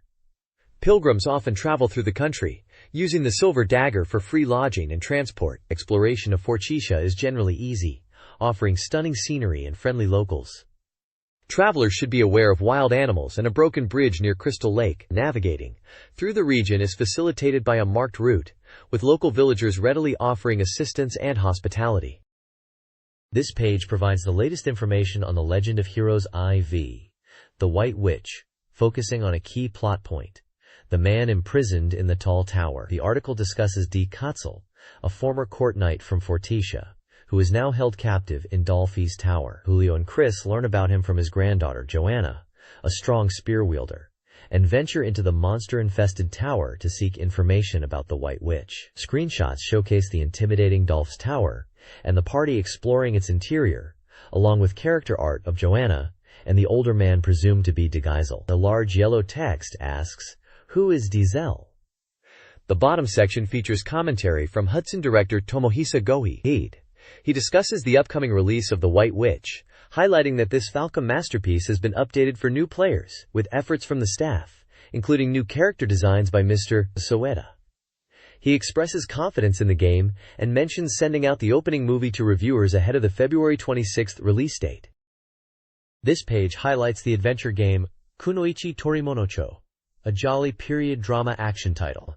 The game stars Ran, a new female ninja detective who takes on villains causing trouble for the townsfolk. The 16-year-old protagonist faces numerous trials and rigorous training days, with the story branching based on the player's actions and Ran's parameters, leading to different endings and sub-scenarios. Screenshots and character art depict ran with her ferret companion Sasuke, the mysterious Kunoichi trio, and scenes from the adventure. The article teases the purpose of the antagonistic ninja group, and touches on a scenario involving a boy Ran helps. The game is described as having a smooth feel and chaotic fun, embodying the spirit of a good versus evil period drama. The bottom section lists the impressive voice casts, including Yuka Imai as Ran, Kotono Mitsuishi, Yuji Ueda, and others. Release details confirm the game is developed by CSK General Research Institute, is a single-player adventure recommended for all ages, and was set to release on February 5th for 5,800 yen. A small section provides basic control instructions for movement and menu access. This page dives deeper into the gameplay systems of Kunoichi Torimonocho. The combat is a unique card battle system, where you play cards with various effects to deplete the enemy's health. Your stats influence the power of your cards, and you can strategically choose which cards to use, even avoiding ones that target an enemy's strong point. Training is essential for boosting Ran's parameters. Success in training increases her stats, while failure might set her back. Different training methods improve specific stats, covering everything from agility to intellect. Successfully completing training without mistakes might even earn you bonuses through a roulette system. As you progress, you'll acquire new cards, sometimes through the main story, but also by exploring side areas, so wandering off the beaten path is recommended. The game also features simple yet addictive minigames like carving and target shooting, perfect for a quick bit of fun and setting new high scores. Overall, the page highlights the varied gameplay loop of card battles, stat-building training, and enjoyable minigames. This page provides a look at the Sono CD Volume 1, featuring the game Kunoichi Torimono Keicho. Koichi Murayama from CRE highlights the demo disc, stating it contains about 35% of the full game, focusing on the multi-scenario elements and including minigames. The page then delves into the game's narrative, detailing plot points like Ran's investigation into her brother Tai's sister's situation in the Pleasure District, and the subsequent complications involving the deputy magistrate and Yasunishi. It showcases dramatic scenes, including Tai being taken hostage by a kabuki-like character to pressure Ran. Furthermore, it previews various events the player might encounter, some unique to the Sega Saturn version, such as a scene in a bathhouse, and the rescue of Ran after she drowns, offering hints on how to trigger them. The page also explains the game's unique picture diary system used for tracking progress and saving, recommending players check it often. Finally, it touches upon the game's affection level system, emphasizing how player choices influence relationships and the story's path, advising caution to avoid negative outcomes. The progression after the demo, involving a dangerous journey through mountainous regions, is also previewed. This page introduces the game Hakone Netsuko no Daibuken, Kari, which translates to Hakone Netsuko's Great Adventure, temporary title, with the dramatic subtitle, To Save the Sega Saturn.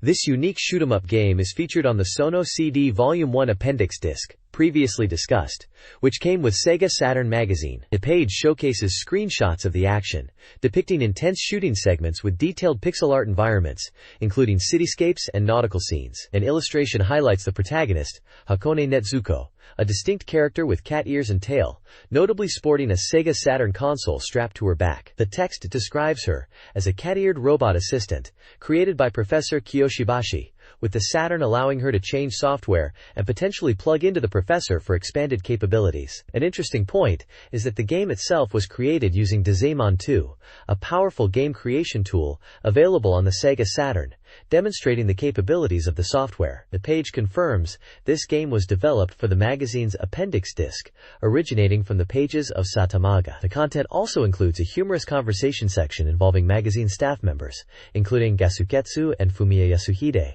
discussing the game's development and perhaps its quirky nature, hinting at the dedication and effort put into its creation using Dazemon 2, particularly praising the pixel art detail. Overall, it presents Hakone Netsuko no Daibuken as a fun, unique, and slightly off-the-wall shooting experience, made by fans for fans, included as a special bonus on the magazine's disc. This manual guides players through Hakone Netsuko's Great Adventure. The game uses the Sega Saturn controller, primarily employing the directional pad for movement, R for rapid fire, and C for bombs. The start button navigates menus, progressing from background explanation to title screen 1, and then to title screen 2 inches where game start and option are available. The A button deforms the title logo. Game start sees Netsuko navigating levels, collecting power-ups such as Power Meat for attack, Speed Up for movement, and Shield for defense. The game is a vertical scrolling shooter.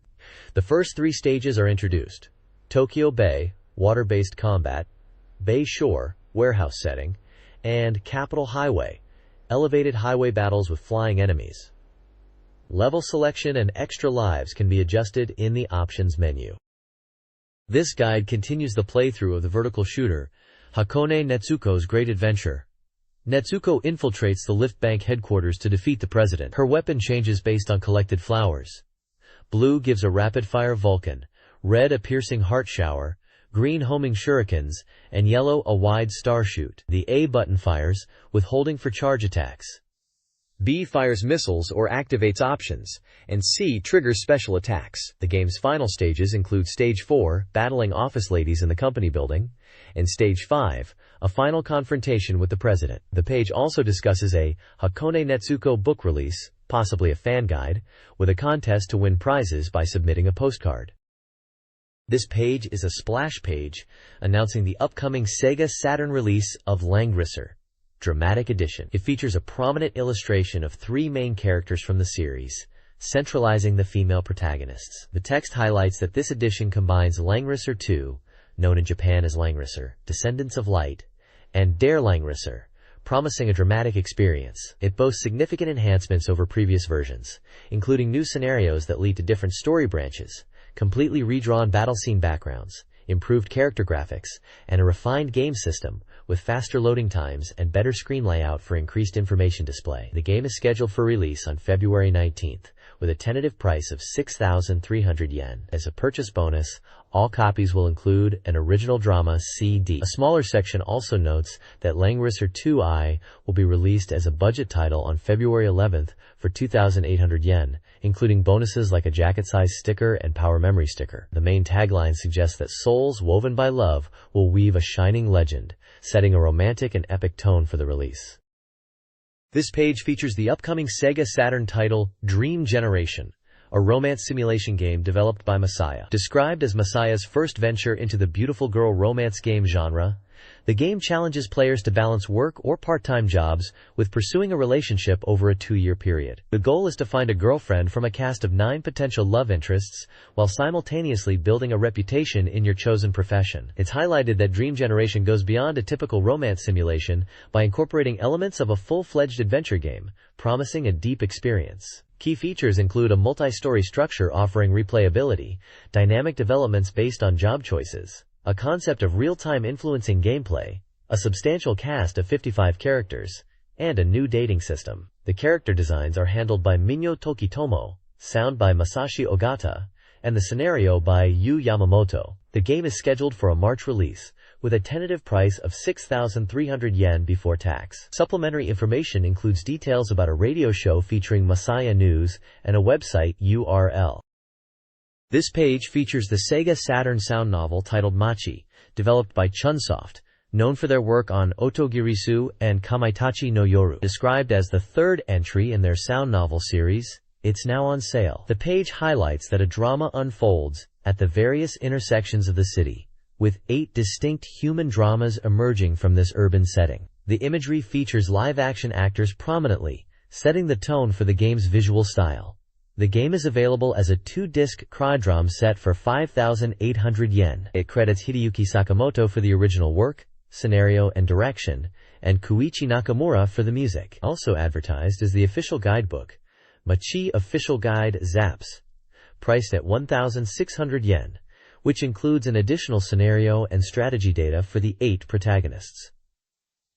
Chunsoft is also running a campaign offering special bookmarks to early buyers and those who meet specific criteria. The page provides contact information and the company's website. This page is the Reader Submission Corner, Let's Park, where contributors aim to become the submission king. It features various submissions from readers across Japan, sharing their thoughts, anecdotes, and questions. Topics covered are diverse, ranging from observations about the Nagano Olympics and the upcoming World Cup, to personal stories like a first part-time job involving popular characters and interactions with family regarding game ratings. Some submissions discuss game-related points, such as a sighting of something resembling a black Sonic that turned out to be Felix the cat, and the resemblance between the two. There are also comments related to content within the magazine itself, like the frequent discussion of certain topics or questions about potential new sections. The page is also filled with fan art and illustrations accompanying some of the submissions. Featured artwork includes characters from Evangelion, with mentions of specific character aspects, and even a reference to the Saturn game, Bulk Slash. There are also creative depictions of Pikachu, one styled for martial arts, and another with an aged appearance, accompanied by humorous commentary. Other small illustrations include seasonal themes, like Setsubun bean throwing, and abstract drawings. Overall, the page offers a glimpse into the casual and often humorous interactions between the magazine and its readers, covering a mix of gaming, personal life, and pop culture references prevalent at the time. This page is a reader submission corner, continuing the fun and varied content from the Let's Park section, themed Love Squared, Do You Love It? Readers from across Japan share their thoughts through letters, illustrations, and 4-panel comics. Topics are wide-ranging, from personal aspirations tied to games like Lunar, Silver Star Story, and reflections on growing up, to experiences working at SEGA arcade centers. A themed section called Cyber Shopping Boys and Girls features anecdotes about buying games, including scoring multiple titles at a half-price sale and unexpectedly winning a water purifier. Other submissions touch upon the competitive gaming scene, such as participating in a Virtua Fighter 3 tournament, and humorous personal stories like dressing up as Sakura Shinguji from Sakura Wars. The page is dotted with quirky 4-panel comics covering diverse subjects, from Sega's internal matters to observations about everyday life and obscure game references. It's a vibrant collection of fan interactions and insights. This page features the popular, I hate this kind of thing, reader submission corner, packed with varied and often humorous takes on gaming and life. Readers share pet peeves and funny scenarios, like choosing a career path solely based on which game company they admire, naming developers like SNK, Koei, and Tecmo. Another section focuses on parody ideas for game series, specifically picking on the dating genre, with suggestions involving characters from Moomin and Super Real Mahjong. There are also mock titles for strategy games, reimagining famous characters from series like Galaxy Express 999 and Chibi Maruko-chan in bizarre strategy game scenarios.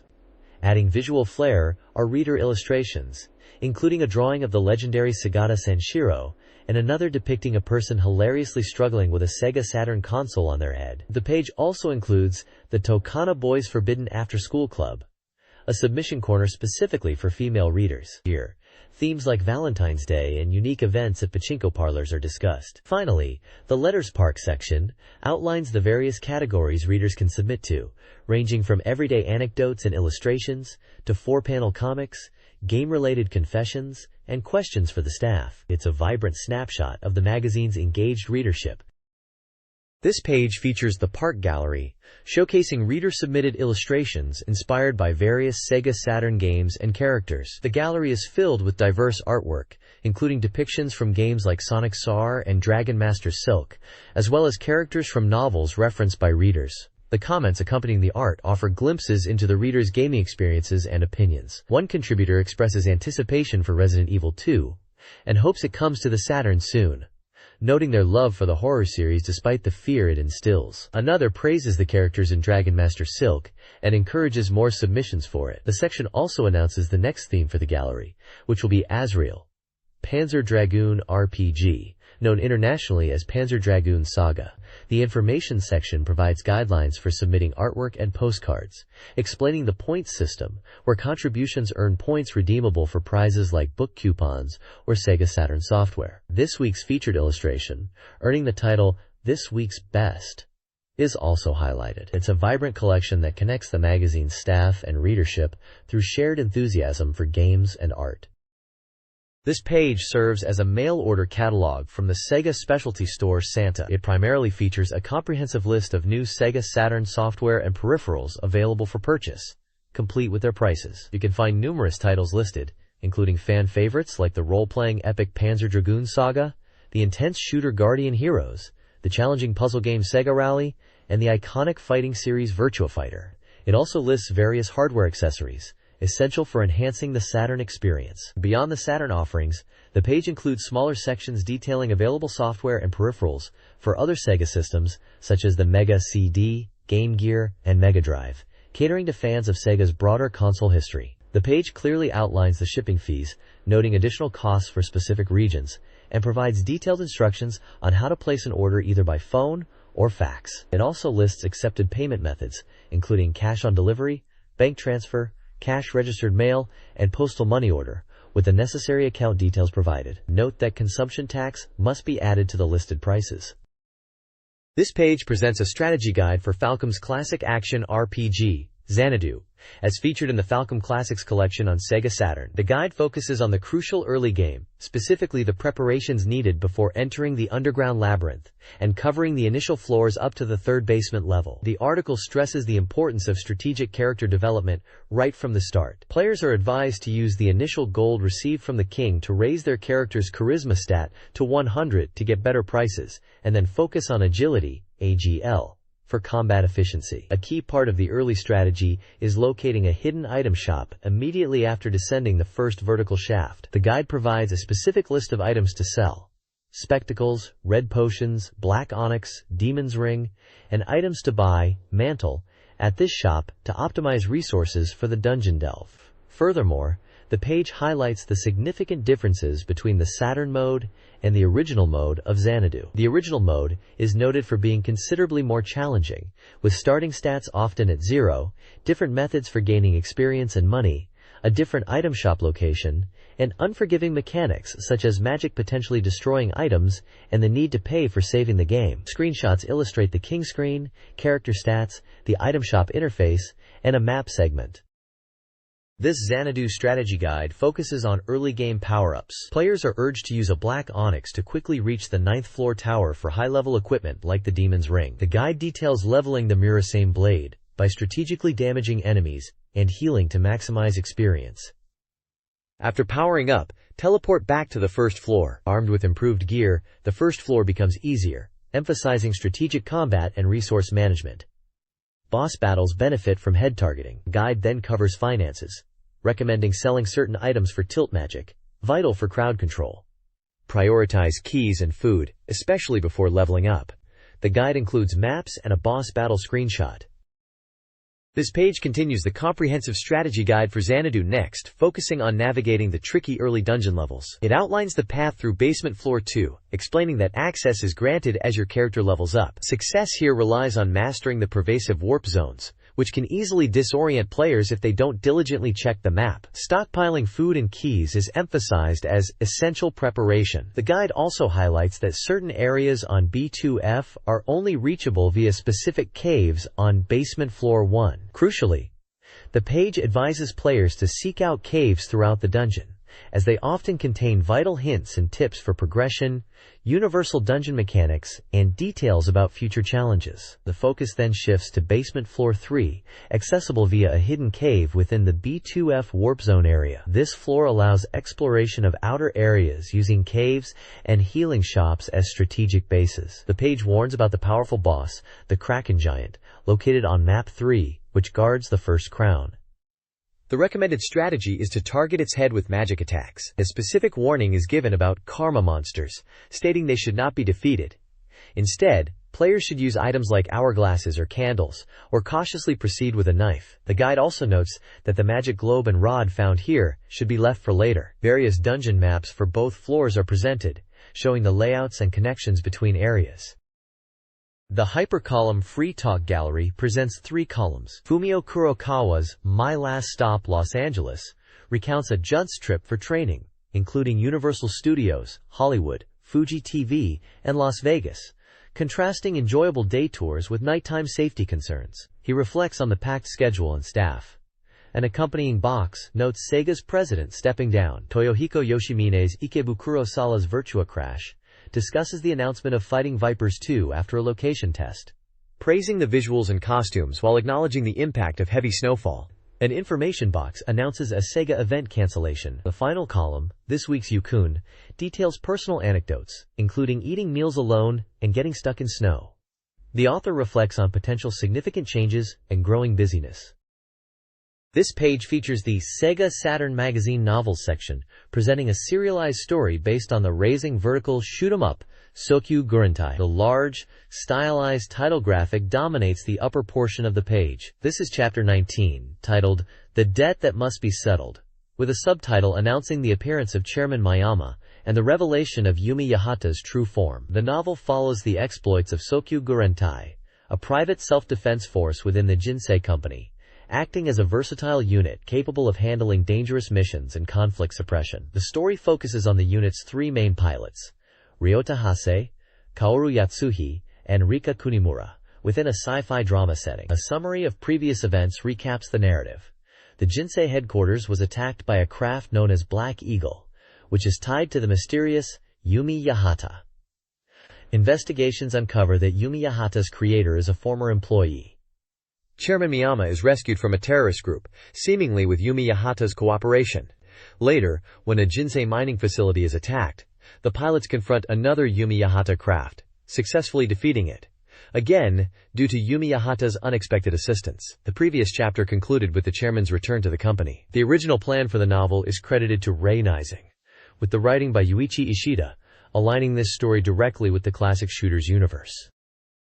The next page continues the serialized novel based on Sokyu Gurentai. The story picks up with Chairman Mayama interacting with Yoshida and Brent, focusing on the contentious Yumi Yahata project. The chairman shows a complex reaction, initially seemingly impressed with the results, despite his earlier stance. He acknowledges the project's value, but ultimately delivers a decision against mass production. The rationale centers on a mysterious system and significant ethical concerns, particularly highlighting the organic nature of the core technology, disturbingly described as a dead man's brain. This revelation underscores the dark sci-fi themes inherent in the Sokyu Gurentai universe. The bottom of the page features a characters introduced section, providing brief profiles for key figures in the novel. Kaoru Yatsuhi, Ryota Hase, and Rika Kunimura, detailing their roles as pilots and their connection to the events. Along with the Naruse brothers, also pilots linked to the chairman and the destroyed Heavenly Source mining asteroid. This section grounds the narrative with essential character context from the game's world. The next page continues the conversation about the mysterious technology. The chairman explains that it's Terushima's original creation, hinted at by a disease that causes intense focus in one area. He reveals the core concept, transferring three people's nerve systems into one body, allowing one operator plus these three specialized brains to control it.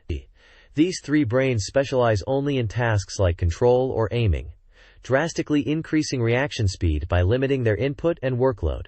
Yoshida is surprised by the idea of multiple brains. Brent adds that the system incorporates the NALS system, calling it the strongest and perfect. However, Yoshida seems distracted, leaving Brent's comment unnoticed by the chairman. The chairman then expresses frustration, suggesting they've been robbed of their initiative in something, stating that they were the ones pulling the terrorist strings. He slams his fist down, concluding with a thought that Terushima is either brilliant or insane. The page includes an illustration depicting three characters in a futuristic setting, two seemingly in conversation higher up, while another watches from below, drawn by Tomotake Kinoshita. The next page plunges us back into the intense narrative, presumably from the world of Terra Cresta 3D, Sokyu Gurentai. We witness a dramatic confrontation unfolding in a passageway. Terushima is challenged by a boy, whose strange accent and intense gaze immediately grab attention. The boy, possibly enhanced by the technology discussed on the previous page, makes accusations related to a past battle and Terushima's actions. Things quickly escalate as the boy unleashes a beam weapon, hitting Terushima. Despite being injured, Terushima retaliates, the scene ending on a tense note, with the boy defeated but possibly still alive. The narrative is clearly building towards a climax. Following this story segment is a message directly from Ravenalizing's public relations representative, Susumu Hibi. He addresses the readers as a fellow fan of the Terra Cresta 3D novel and expresses excitement for the upcoming content. More importantly, he announces the imminent release of Bait Rider, their next arcade shooting game, highlighting its team play in various modes. He encourages players, both those who enjoy Terra Cresta 3D and Battle Garega and newcomers, to experience the thrill of raising shooters this winter. Whether playing Terra Cresta 3D or Battle Garega on console, or Batrider in the arcade. The page confirms the story is to be continued, and includes a standard disclaimer that the novel is fiction.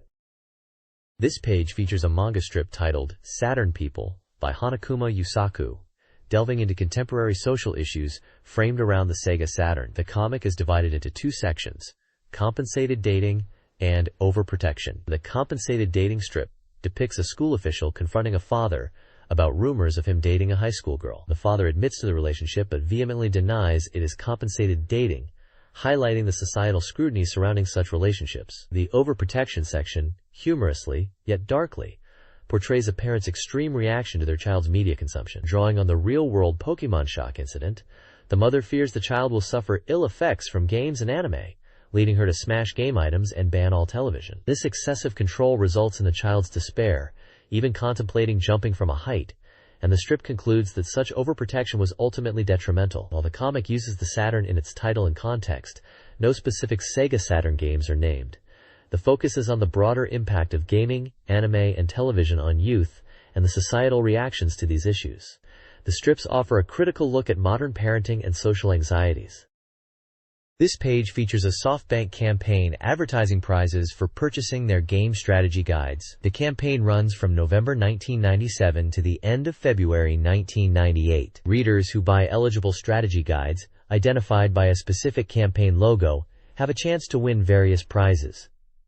The prizes being offered are quite diverse and appealing. They include a Game Boy Pocket console, the critically acclaimed PlayStation title Oddworld, Abe's Odyssey, the popular Game Boy game Game to Hacken, Tamagotchi, and exclusive SoftBank special telephone cards. The quantities for each prize are listed, with 50 Game Boy Pockets and Tamagotchi games available, and 100 copies of Oddworld, Abe's Odyssey, and telephone cards up for grabs. To enter, participants need to use a special application postcard found within the eligible strategy guides and mail it in. The campaign rules state that winners are selected by a random drawing, and participants cannot choose which prize they would like to receive. The bottom of the page also includes details about Oddworld, Abe's Odyssey, confirming it's a PlayStation game distributed by GameBank with a standard price listed. Contact details for SoftBank's publishing division are also provided.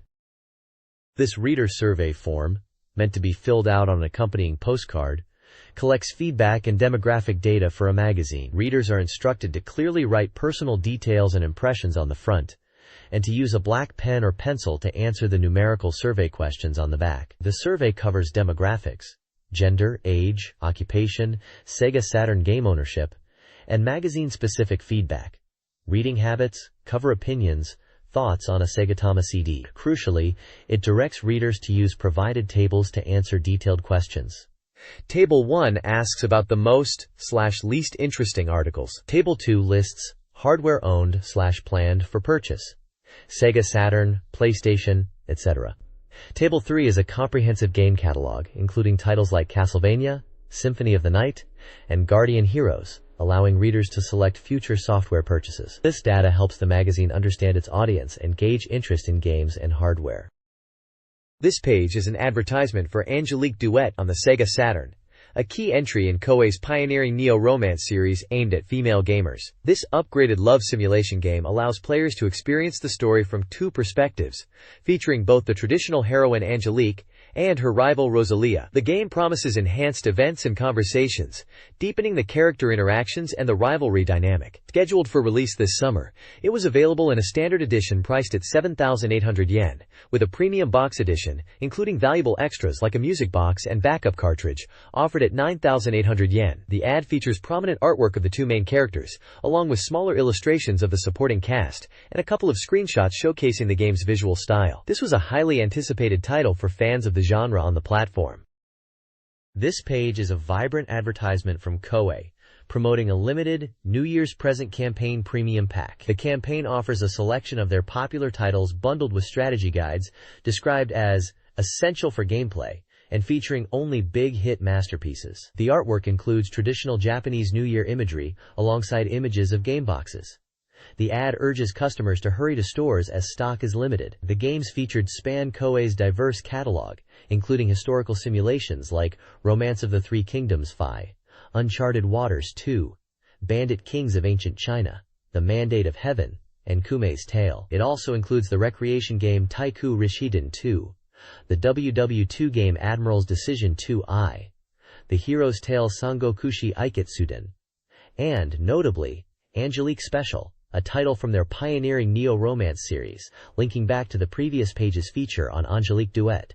Each game is listed with its price. This campaign highlights Koei's strategy of offering valuable bundles of classic and popular games to appeal to a broad audience during a festive season. The bottom section provides mail-order details for those unable to find the packs locally. This page showcases new and popular simulation and recreation games from Koei. Featured upcoming titles include Admiral's Decision 2 with Power-Up Kit, a World War II simulation promising detailed data, strategic depth with air and sea battles, and a supergrade war simulation experience, scheduled for March 26th release at 9,800 yen. Next is the historical simulation Nobunaga's Ambition, Sengoku Gun Yuden, which vividly portrays the Warring States era with powerful individual warlords, allowing players to pursue Nobunaga's grand ambition. Set for release on March 12th for 5,800 yen. The page also highlights the recently released Uncharted Waters Gaiden, a side story to the popular series featuring 2 new protagonists and offering the high freedom and increased story volume exceeding Uncharted Waters 2, released on January 29th for 6,800 yen. Additionally, the page lists popular software currently available, including Ishin no Arashi, Storm of the Restoration, a recreation game focused on achieving the Meiji Restoration through key historical figures, priced at 6,800 yen. Finally, it features Bandit Kings of Ancient China, The Mandate of Heaven, a historical simulation based on the Chinese classic Water Margin, allowing players to build a strategic base and engage in real-time battles, available for 7,800 yen. The page includes artwork and screenshots for each game. This page features upcoming SEGA Saturn titles. The main highlight is Kunoichi Torimonocho, an anime-style multi-scenario racing adventure game. You play as a character raising an Ichi, facing dangers and temptations. The game promises 20 minutes of newly drawn movie sequences, utilizes a card battle system for combat, offers multiple endings based on your choices, and includes various minigames. It features a cast of notable voice actors, including Kuriyuka and Mitsuishi Kotono. This single-player Sega Saturn title is scheduled for release on February 5, 1998. Below, the page promotes the budget Sega Cole Collection series, specifically highlighting the third entry in the Tantoafru series, Sanmol. This collection features over 27 different puzzle and action minigames, offering a variety of quick, fun experiences. Sanmol is available as part of this value price series for Sega Saturn, released on February 1, 1998. This page showcases official books for 2 Sega Saturn titles. The top section features the official guidebook for the Sega Saturn simulation game, Solo Crisis. This comprehensive guide provides explanations of various strategies, covers all 26 stages including hidden ones, includes character data, monster information, and all other details a player needs to succeed. The book is a 5-size, 80 pages, full color, and was available for 1,400 yen. Below, the page highlights the official artworks book for Arcana Strikes. This book is a treasure trove for fans, featuring original artwork from 14 prominent illustrators and designers who contributed to the game. It includes original rare card art, boss and monster card illustrations, previously unreleased early development materials, and even comes with a bonus A2 poster drawn by the character designer. This, a 4-size book, is 112 pages and was available for 1,800 yen.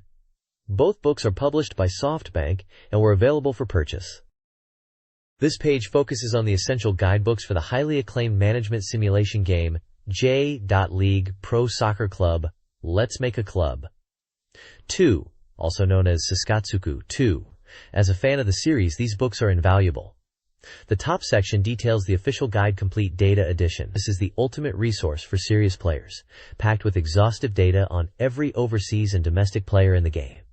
It reveals the secrets of the edit mode and provides in-depth strategy covering training, team coordination, matches, and comprehensive player development guides, including recommended Japan national team members chosen by the editors. It's clearly a popular book, as noted by the announcement of a large reprint being ready.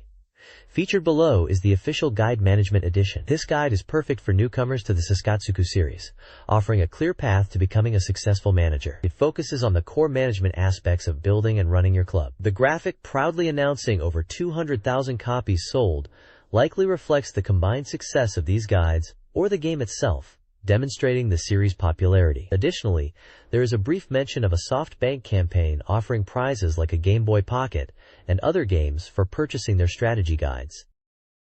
SEGA Ages is bringing the arcade classic Galaxy Force 2 to SEGA Saturn this spring. Based on fan demand, this port of the 1988 arcade hit is highly anticipated. Galaxy Force 2 was praised for its impressive 2D graphics, memorable music by ST Band, and the unique 360-degree rotating cockpit cabinet. The Saturn version promises to bring the thrill of the arcade's 3D shooting action home. The article highlights the arcade's advanced hardware, which powered other Sega classics. A past Mega Drive port was criticized for its lack of faithfulness. Mr. Takazaki of Sega confirms the team received many requests for this title and anticipates the home release. Screenshots showcase the game's impressive visuals. The spring '98 release date is set, with pricing details to follow. This page covers the exciting news that the arcade classic Power Drift is coming to Sega Saturn as part of the SEGA Ages series. This masterpiece, known for its impressive sprite scaling creating a 3D-like experience, was famously designed by Yu Suzuki's AM2 team with music by Hiro.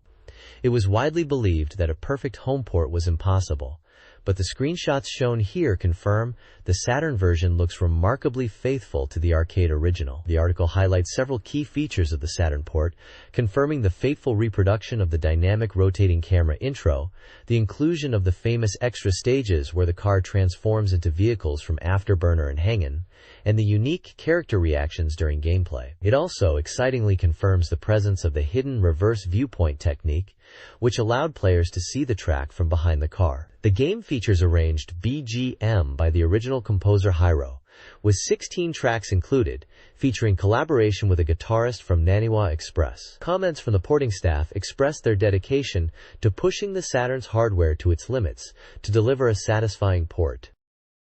The Sega Saturn is getting the Phantasy Star Collection, bringing together 4 classic RPGs: Phantasy Star, Master System, Phantasy Star 2, Phantasy Star 2, Generations of Doom, and Phantasy Star IV, The End of the Millennium, Genesis, Mega Drive.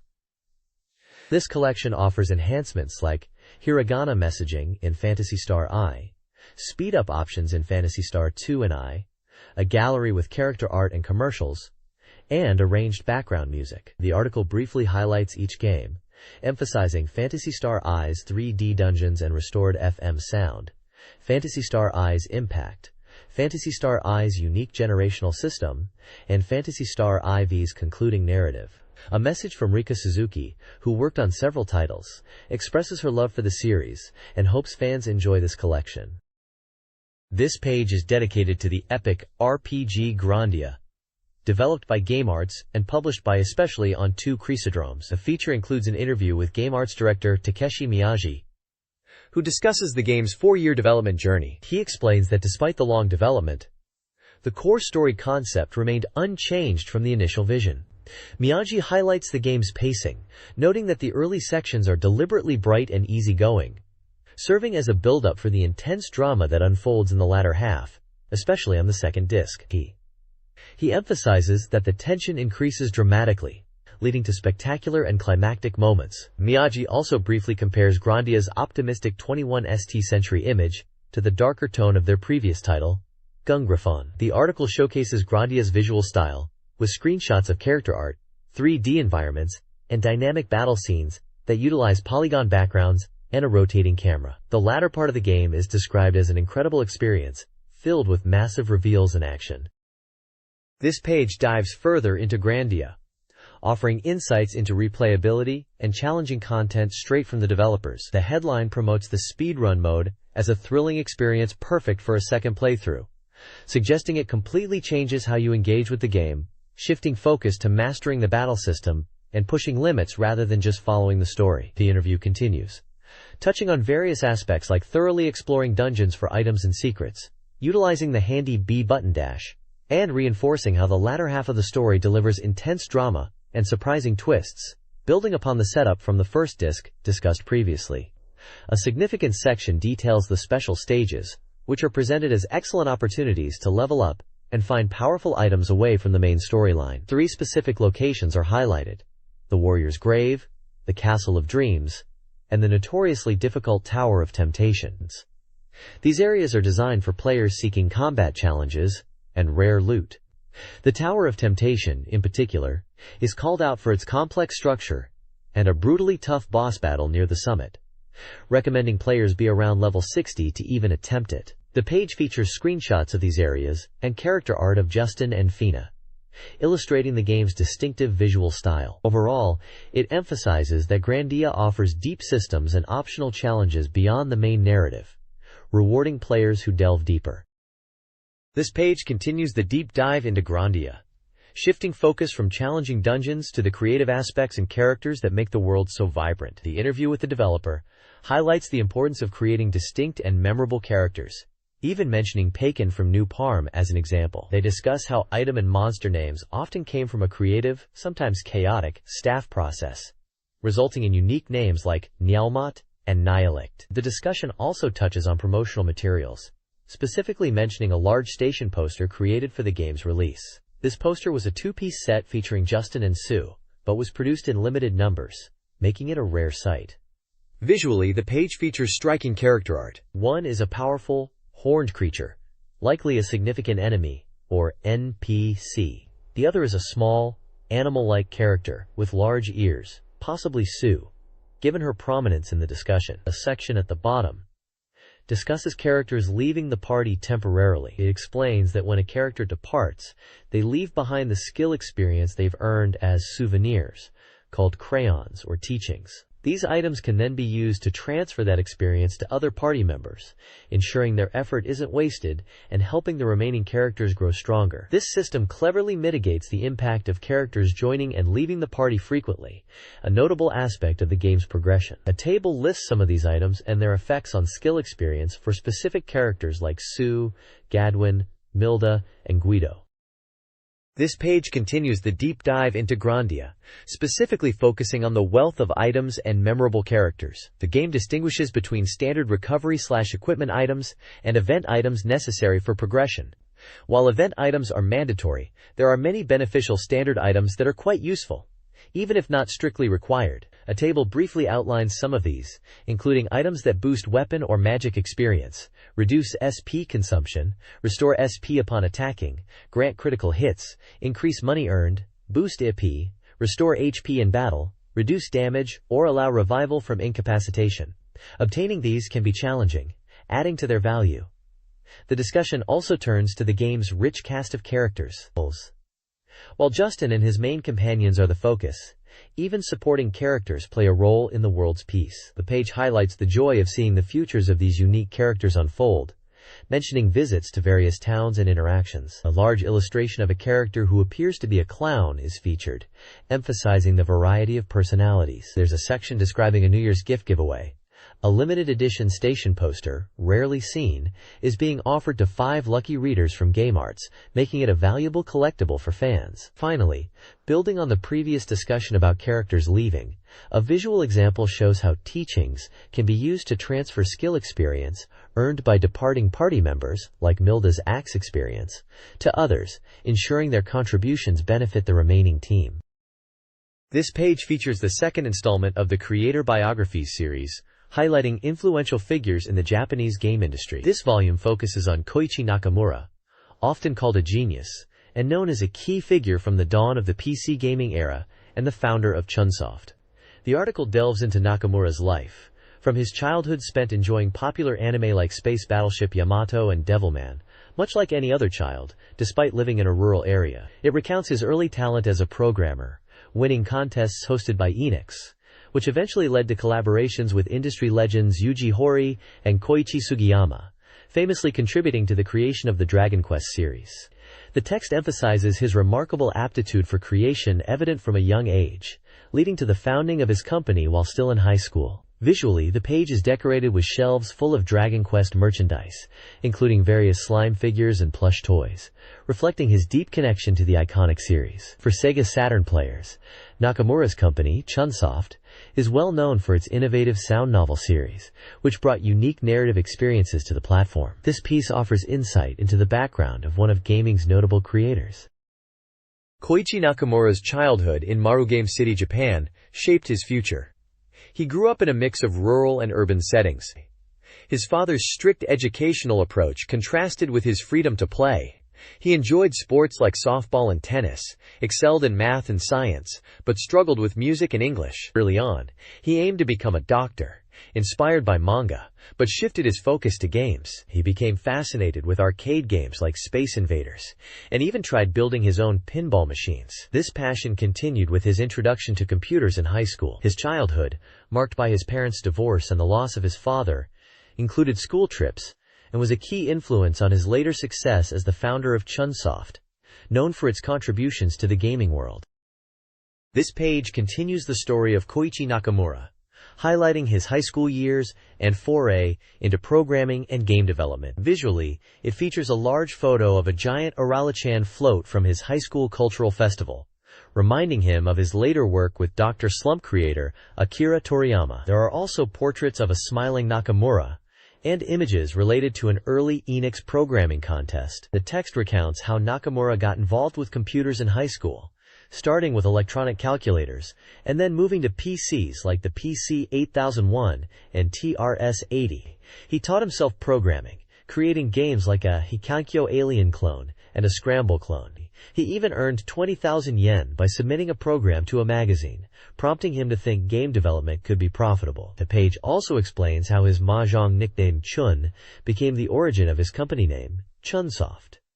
A significant point highlighted is his entry into the first Enix game contest with his game, Door Door. Although he placed runner-up, it became his first commercial release, an achievement he still finds bittersweet. The page notes he was already showing signs of being a genius programmer during this period. This biography page focuses on Koichi Nakamura's career after the Enix contest and the founding of Chunsoft. A photo of a smiling Nakamura reflects his goal to create games that will endure. A comprehensive table details his key works from 1985 to 1998, primarily on Famicom and Super Famicom. His pivotal roles encompass design, programming, directing, producing, and supervising, notably within the Dragon Quest series. By V. Other significant titles include the Portopia Serial Murder Case, Tetris plus Bombless, and Kamaitachi no Yoru, showcasing his genre versatility. Early screenshots highlight Door Door and Dragon Quest II, the latter representing a significant challenge. A photo of the Chunsoft team in Egypt celebrates the completion of Dragon Quest II. The text also references his early programming contributions. This page reinforces Nakamura's importance as a foundational figure in Japanese game development, especially for his work with Chunsoft and Dragon Quest. This page continues the biography of Koichi Nakamura, picking up after the successes covered previously and focusing on his journey towards his then latest work, Machi, Bokura no Ikita Machi, The City, Our Lives.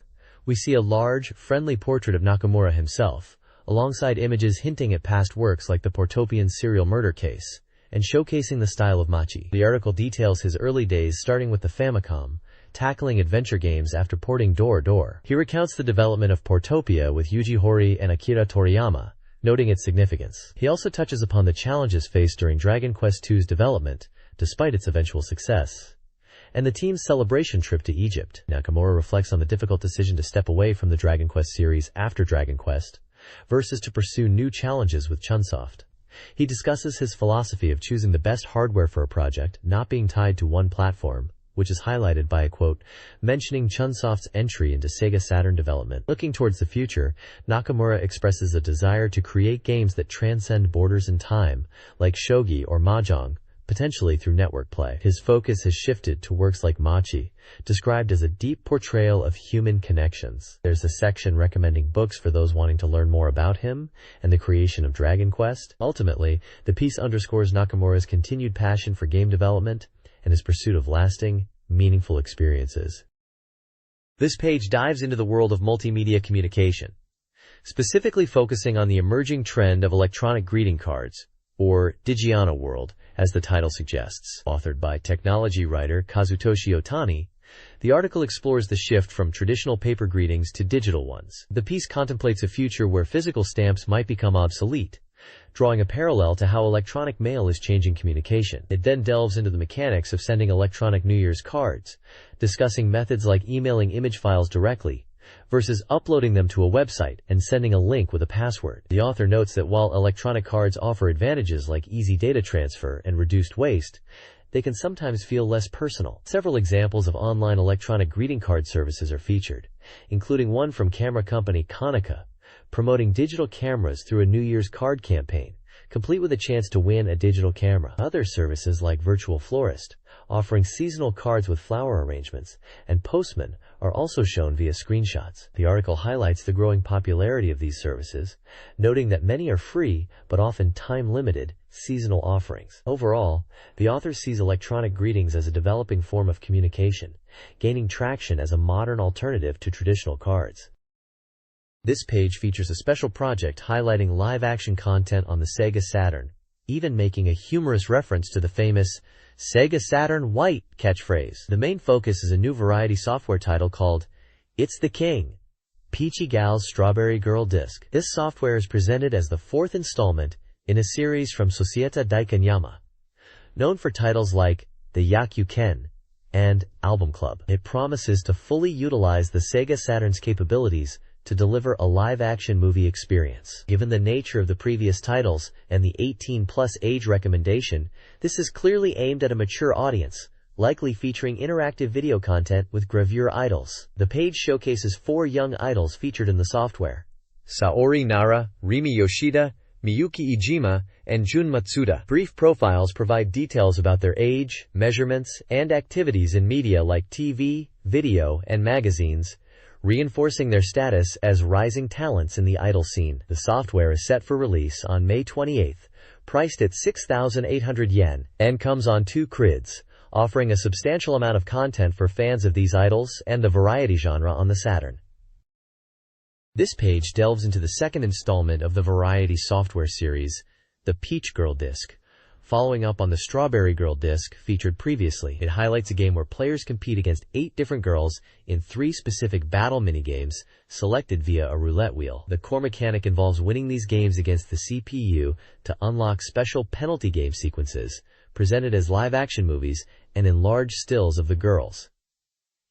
The game boasts over 40 unique video cuts per girl. Among the minigames mentioned are Piko Piko Pon, a reaction-based hammer game, and the classic Japanese pointing game, Achi Muite, HOI. The page showcases 4 of the idols featured in the software with prominent photographs: Raiko Chiba, Mio Saegusa, striking a pose in a bunny costume, Naho Inada, and Michiko Watanabe. Brief profiles are provided for each, noting their age and activities, reinforcing their status as gravure idols. The overall presentation emphasizes the adult appeal and the visual content unlocked by succeeding in the simple minigames. This article previews the Sega Saturn game, Hawk! Usama Derda, a 2 Candelas title with live-action sequences akin to the Girl Disc series. It focuses on the filming process and includes interviews with the idols involved. The game emphasizes diverse costumes, from swimsuits to sailor outfits and bunny girl attire, and features a Girls Cheeky mode for player interaction and body measurement data access. The article profiles 3 idols: Nara Saori, Sendo Mayu, and Ijima Miyuki. Nara Saori discusses her costume experiences and acting aspirations. Sendo Mayu expresses a desire to play villainous roles. Ijima Miyuki, an experienced entertainer, discusses the shoot and her family's gaming habits. These interviews offer insights into the young women involved in producing this interactive game. This page provides a concise overview of recent and upcoming Sega Saturn game releases. It's presented as a helpful guide to keep players informed about the latest happenings on the platform. Under the new release title section, the page lists a few recently launched games, including the unique Japanese title Kumitachi Battle Kutsuke Toko, the Western port of the first-person shooter Hexen, and the fighting game Primal Rage. The Coming Soon Soft section previews titles that are just about to hit the market. A big highlight here is the Sega Saturn version of the popular digital pet phenomenon, Tamagotchi Park. Other anticipated games include the strategy RPG Uncharted Waters, New Horizons Side Story, the simulation title Solo Crisis, the dating sim Photogenic, the critically acclaimed shoot-'em-up battle Garega, the card game Uno DX, and the adventure game Mahou Shoujo Pretty Sammy. Heart no Kimochi. The page is visually decorated with charming pixel art illustrations of various characters, including the iconic Sega mascot Sonic the Hedgehog, along with a quirky slug-like creature, a starfish, rectangular critters, a smiling CD, and a spherical, spiky character. These simple, blocky graphics give the page a fun, retro feel, reflecting the era of the console. This layout makes it easy for readers to quickly see which games are covered deeper within the magazine. This page is dedicated to the quirky assembly battle simulation game, Kumitate Battle Kutsuke Toko. It highlights the core concept, building your own adorable yet comical characters by combining various body parts. The game emphasizes customization, with approximately 200 different parts available that affect not only your character's appearance, but also their abilities, stats, and combat style. The combat itself is a simulation where character performance is determined by their build. There's a focus on tournament play, where winning allows you to steal parts from your opponents, constantly powering up your roster and expanding your collection. Interestingly, it mentions password support for battling against players on the PlayStation version, though notes that some parts are exclusive to each platform, encouraging dedication to both. Screenshots showcase the game's simple 3D graphics, cute character designs like a pink blob in a top hat and a snowman-like creature, and colorful, sometimes elaborate, stages which are described as having charming setups. The battle system is presented as an accessible simulation, easy for newcomers to grasp. Special moves and magic abilities are linked to the parts used, with magic power depending on inputting displayed directions. Combat feedback is shown with cute damage indicators, like the Japanese word for pain. The tournament mode involves creating a team and progressing through a bracket structure to face a boss. Overall, the page positions the game as a fun, accessible, and unique simulation experience centered around creative character building and strategic part collection. This page features 2 new SEGA Saturn releases, starting with Hexen, a highly anticipated 3D action game rated 95%. Created by the team behind the legendary Doom series, it drops you into a dark fantasy world. You choose one of 3 heroes, warrior, cleric, or mage, each with their own skills, to battle the evil serpent rider Korax and thwart his plans from within his dangerous fortress. The review praises the smooth viewpoint, allowing you to dive straight into the intense action. Below that is Primal Rage, the popular arcade fighting game, also scoring an impressive 95%. Set in a post-apocalyptic Earth where dinosaurs have risen to godhood, you select one of 7 unique dinosaur deities to fight against the others for global domination. Known for its intense battles and simple, accessible controls that allow for diverse attacks, this American arcade hit finally arrives in Japan, complete with cool movies in arcade mode. The next page features Uncharted Waters Gaiden, a simulation RPG side story to the classic Uncharted Waters 2 from Koei. Set in the 16th century across Europe, the Middle East, Asia, and the New World, the game offers 2 distinct scenarios following young adventurers with very different paths. You'll guide Miranda, a girl starting her journey, or Salvador, a young pirate looking to make his mark. The adventure involves exploring the vast ocean, discovering unknown lands, engaging in various activities in ports like gathering information at taverns, taking on jobs from the guild, and managing your fleet at the shipyard. You'll find a variety of ships, from galleons to unique vessels, each with different capabilities crucial for trade, combat, or exploration. The world map starts shrouded in darkness, gradually revealing itself as you explore, uncovering ruins, rare creatures, and geographical wonders. The game is listed as 100% complete and was scheduled for release on January 29th for 6,800 yen. It promises the deep exploration and simulation elements the series is known for, coupled with 2 unique character perspectives. This page delves deeper into the 2 distinct scenarios offered in Uncharted Waters Gaiden, helping players decide which path to take. It highlights Miranda Velte's story, recommended for beginners. She starts with good skills, and her journey involves standard gameplay like treasure hunting, trade, and exploration. Her early quests come from the peculiar Professor Giuliano, and the narrative progresses quickly, even hinting at a connection to nobility. Raising her reputation is key, achieved by discovering and reporting ruins and rare creatures. Higher ranks of discoveries yield better rewards. In contrast, The Salvador Reyes scenario is geared towards advanced players, focusing on piracy and combat. Salvador begins with strong combat abilities, but weaker adventure skills. His path involves sailing the Mediterranean and beyond, engaging in sea battles. A significant challenge is confronting the Nicosia pirates, led by Sharuk, requiring 3 battles to decide dominance. The game suggests building strength by attacking weaker merchant fleets before challenging warships. Both scenarios benefit from recruiting skilled navigators. The page also advises savvy financial management, specifically banking excess money, as holding large amounts can make you a target for authorities, leading to confiscation. It effectively contrasts the exploration-focused, beginner-friendly Miranda route with the combat-heavy, challenging Salvador path.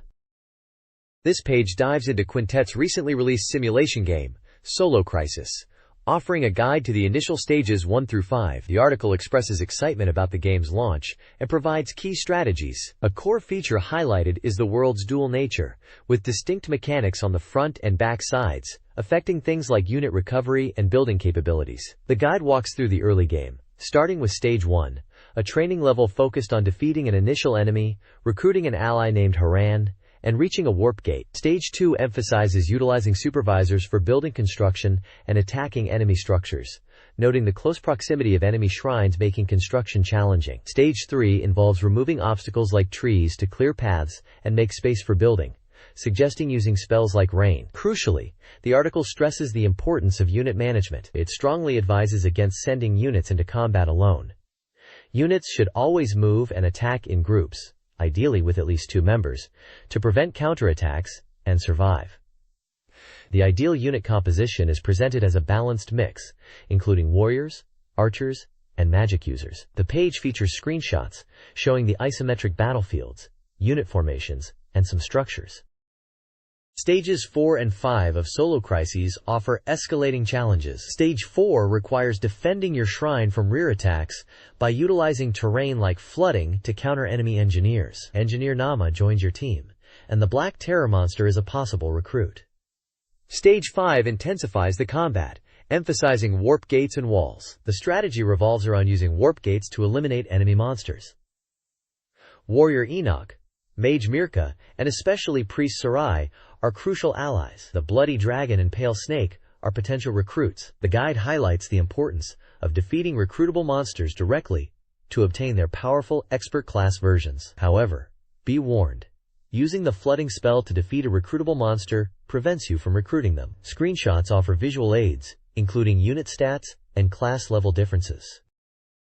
This page introduces Tamagotchi Park, bringing the popular digital pet craze to the SEGA Saturn. It's a simulation game where players raise their Tamagotchi through interaction and, importantly, by playing mini-games and competing in daily tournaments held within the park. Playing these games is crucial for raising happy and successful Tamagotchi, with different game types available for various Tamagotchi species. The page highlights 3 of these tournaments: an eating contest where speed is key, a panel rearranging game testing wit and speed, and a foot race requiring stamina and quick button presses. Screenshots show the different gameplay styles for these competitions. It seems the game encourages players to train their Tamagotchi to become champions in these events. This page provides a detailed guide to the various facilities found within Tamagotchi Park. Following up on the previous page's introduction to the game, it explains that while the park starts with just 3 basic areas, the Tamago Room, Cemetery, and History Museum, it expands as you raise more Tamagotchi, adding playgrounds and other useful spots. The guide highlights key areas players will interact with. The Tamago Room is where you acquire new Tamagotchi eggs. The cemetery serves as a record of those you've raised who have unfortunately passed on, and it hints at potential special events occurring there. The History Museum allows players to track the lineage and types of Tamagotchi they've successfully raised, shown through a family tree structure. For the well-behaved Tamagotchi, there's the toilet, a facility that appears early on. Later, the rocket is used to send your grown Tamagotchi back to their home planet, though doing so means their history is no longer recorded. Beyond these, the playground area, featuring things like a sandbox and a slide, is where Tamagotchi go by themselves to play, which boosts their mood and helps them lose weight. A central theme emphasized is observing the Tamagotchi's rich range of expressions and behaviors, from joy and anger to feeling hungry or sleepy. The page showcases several different expressions and even depicts Tamagotchi sleeping at night, a charming detail for players to witness. It's clear the game encourages players to pay close attention to their virtual pets to succeed.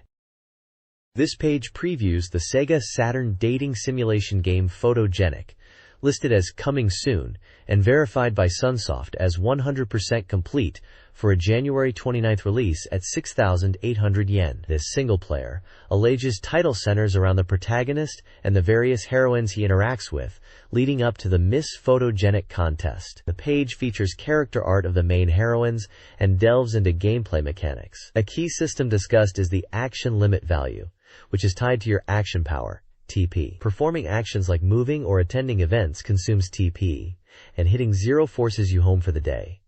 More TP allows more activities. There's specific advice highlighting that cleaning the church boosts your stamina, which is crucial for managing your actions efficiently. It also introduces supporting characters who offer advice for the contest. We see character profiles for the priest, Makino, who also runs the photography studio, and Suzuoto-chan, a maid character. Screenshots showcase interactions with these characters, illustrating the game's visual style and dialogue system as you navigate relationships and prepare for the competition.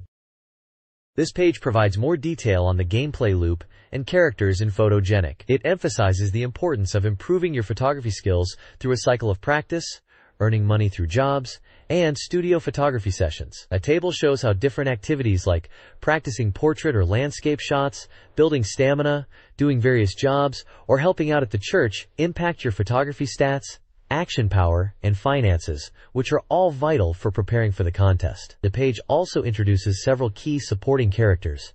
We see Sawawatari Nobunobu, a prominent editor-in-chief who likely offers guidance or opportunities, and Sakai Kuhei, an action photographer and friend of the protagonist. There's also Yamisaki Yuika, an aspiring female photographer. Additionally, we meet Amano Riru, a high school rival to another character, and Orihara Umi, a nursing student and childhood friend who appears alongside Makino Hirokito, the protagonist's hospitalized childhood friend. Furthermore, exploring the game's world is highlighted as essential, with screenshots showcasing diverse locations you can visit, such as different districts in the town and outlying areas like a mountain or island, implying different opportunities and interactions await, depending on where you go. This page dives into Battle Garega, a highly difficult vertical scrolling shooter known as a masterpiece. The SEGA Saturn port is nearing completion at 90%. It features a special score attack mode where you can play the first 3 stages, excluding the final one, and save your score for each ship. We get a look at Stage 1, set in a valley, featuring enemies like tanks emerging from hangars and monorail trains. The boss of Stage 1 is the massive train-like MD-113 Nose Laffin, which attacks with missile barrages and turrets. Its weakness is its central section. The page also introduces hidden characters from Razing's Magical Chase, who appear in the Saturn version. These include Kitos and Gain. Their high performance allows for potentially record-breaking scores. Unlike the arcade version where they required a command input, they can be easily selected via an option setting in the Saturn port. With these additions, a total of 8 ships are selectable. Gain is described as a self-proclaimed invincible warrior whose plane, the Battle Varhalizer, is balanced. He wields the penetrating Buster Sword and utilizes a super magic bomb. Battle Garega's journey continues, detailing stages and introducing playable characters. Stage 2, the Plateau, challenges players with ground and air assaults, culminating in a battle against the SF-451 Mad Ball. Stage 3, the Factory, intensifies the fight with numerous ground units and a mid-stage airborne fortress, concluding with the Saint 22 Earth Crisis boss. The page also introduces the final 3 playable characters: Chita, a witch with tracking missiles, and the Demon Mountain Weapon; Miyamoto, a fast dragon slayer with a powerful spread shot and the vacuum slash weapon; and Born Nam, a necromancer who uses a dragon bone ship and the Gate of Hell weapon, summoning demons. Each character offers a unique playstyle and weapon set. This page introduces Uno DX for the SEGA Saturn, highlighting its upcoming release just 1 week away, and detailing the 3 main game modes. The game focuses on different ways to enjoy the classic card game.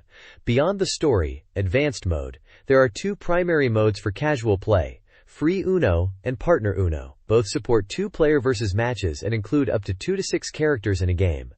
Free Uno is an individual competition where players aim to be the first person out. Partner Uno, however, is a team-based mode, requiring players to work together with their partner to win as a team. Common strategies like skipping opponents are essential in Partner Uno.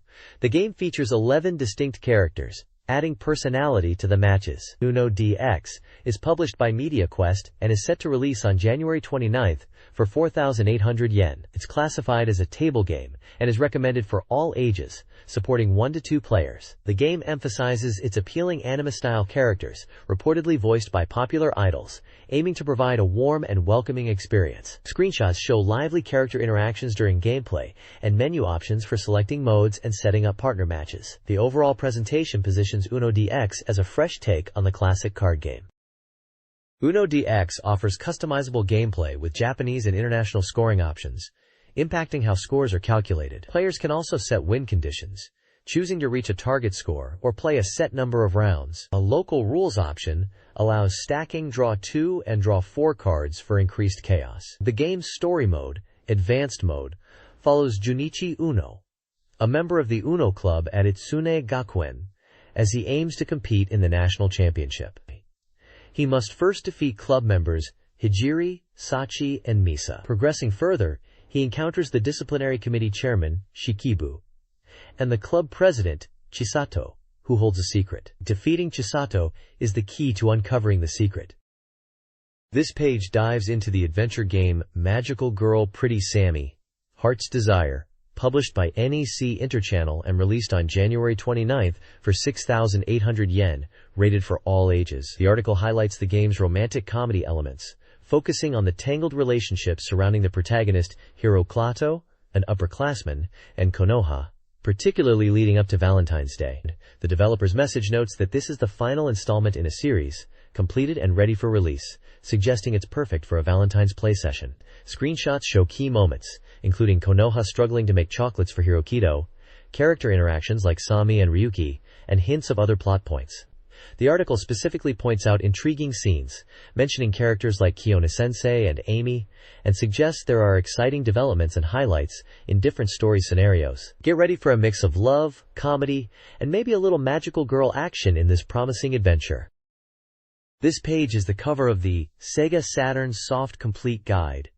It features ornate text announcing the guide alongside striking character artwork. The main image depicts a regal female character in elaborate armor and a crown, holding a large sword, standing next to a small, winged fairy. The text indicates this is a strategy guide covering a wide range of released SEGA Saturn software, from fighting games to simulations. A list provides page numbers for specific titles covered within the guide.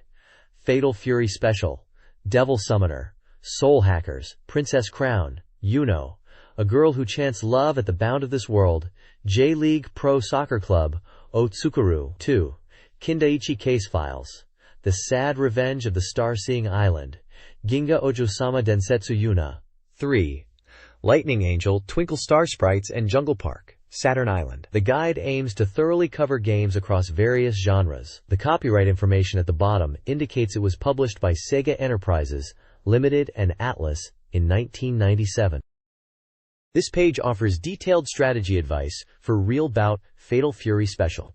It highlights the utility of break shots and provides specific tactics for 6 characters: Sokaku Mochizuki, Bob Wilson, Hanfu, Mary, Franco, and Yamazaki, encouraging players to study them for competitive play. A comprehensive chart lists special moves for the game's roster, including standard and X versions of many characters, with brief notes on their properties such as speed, range, and effectiveness against guards or specific character states. Detailed sections focus on Sokaku, Mochizuki, and Bob Wilson.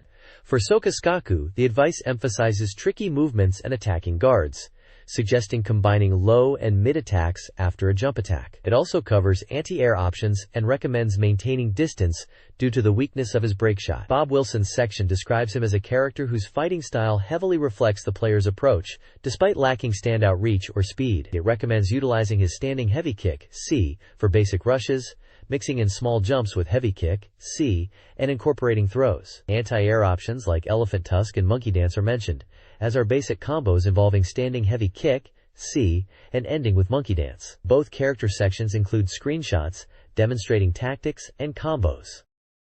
This guide section analyzes 4 real-bout Fatal Fury special characters. Hanfu relies on safe, technical play, using quick attacks and avoiding risky moves. Blueberry excels at rushdown, focusing on combos despite her short reach. Franco Bash is a powerful zoning and close-range fighter, utilizing his reach and strong specials. Ryuji Yamazaki uses mix-ups, long reach, and strong jump attacks, zoning with Snake Charmer, and pressuring up close with strategic combos. Each character's section offers insights into their strengths, weaknesses, anti-air options, and core strategies for effective gameplay. This page covers the Argon building section in Devil Summoners, Soul Hackers. It includes dungeon maps for the first, second, and third floors, illustrating the layout players will navigate. The story section explains the events leading to entering the Argon headquarters. After a failed attempt to upload a virus, an anomaly occurs, preventing direct entry. Using Nemisa's abilities, the party gains access via the network. Inside, they encounter Finnegan, a former adversary, who proposes an unexpected alliance to resolve the situation. Screenshots show Nemisa communicating, and Finnegan making his offer. A list details the demons appearing in this area. There is also a treasure chest list, highlighting items like the Fukuro Graves accessory, and significant amounts of money. Players are advised to be cautious of traps, especially in dark zones. The strategy guide emphasizes preparation for this dungeon. Players should purchase items to the maximum capacity, particularly core shields, which are essential for navigating traps and pitfalls. The guide also recommends having demons capable of using Kaja-type spells, like Sukukaja, Tarukaja, to boost stats, as later bosses have high evasion, and these buffs are key to victory. Finding a strong demon to inherit these skills is suggested before confronting the area's boss, who utilizes powerful area effect attacks. This page presents a detailed demon list for Devil Summoners, Soul Hackers, specifically covering demons available up to level 60. It functions as a crucial guide for players looking to understand, acquire, and utilize various demons in the game. The layout shows individual entries for numerous demons, each featuring their artwork, name, level, key stats like HP, MP, and CP, as well as their strengths and weaknesses against different attack types. Importantly, the list includes the skills each demon learns and suggests fusion combinations to create them, indicated by the demons shown below each entry. This makes it an invaluable resource for planning fusions and optimizing your party. A small section at the bottom mentions the Satamaga forum, indicating it's taking a break, but is collecting submissions from readers about their favorite demons and characters for an upcoming feature, with a deadline approaching. This encourages player engagement and highlights the community aspect surrounding the game. Overall, the page is a practical reference for players navigating the later stages of Soul Hackers, offering essential data for demon management and progression. This page features a strategy guide for the action RPG Princess Crown, focusing specifically on Edward's story arc. The guide covers key locations and boss encounters he will face. One section details the journey to the ancient cave, highlighting the goal of confronting the Black Dragon there, and advising players to be prepared for strong monsters along the way. Another part discusses the encounter at Valenidin Castle, mentioning battles against demons at the gate, and a ghost within the castle floors, leading up to a confrontation with Golgotha. The guide also offers combat tips, specifically for Edward. It notes that while his jump attack differs from Gwendolyn's, his standard attack has a long reach, making it effective against various enemies, including flying ones, when attacking from the ground. Screenshots illustrate different combat scenarios against regular monsters and bosses like the Black Dragon and demons, along with environmental shots of the cave and castle. The overall tone provides practical advice for players navigating these challenging segments of Edward's path.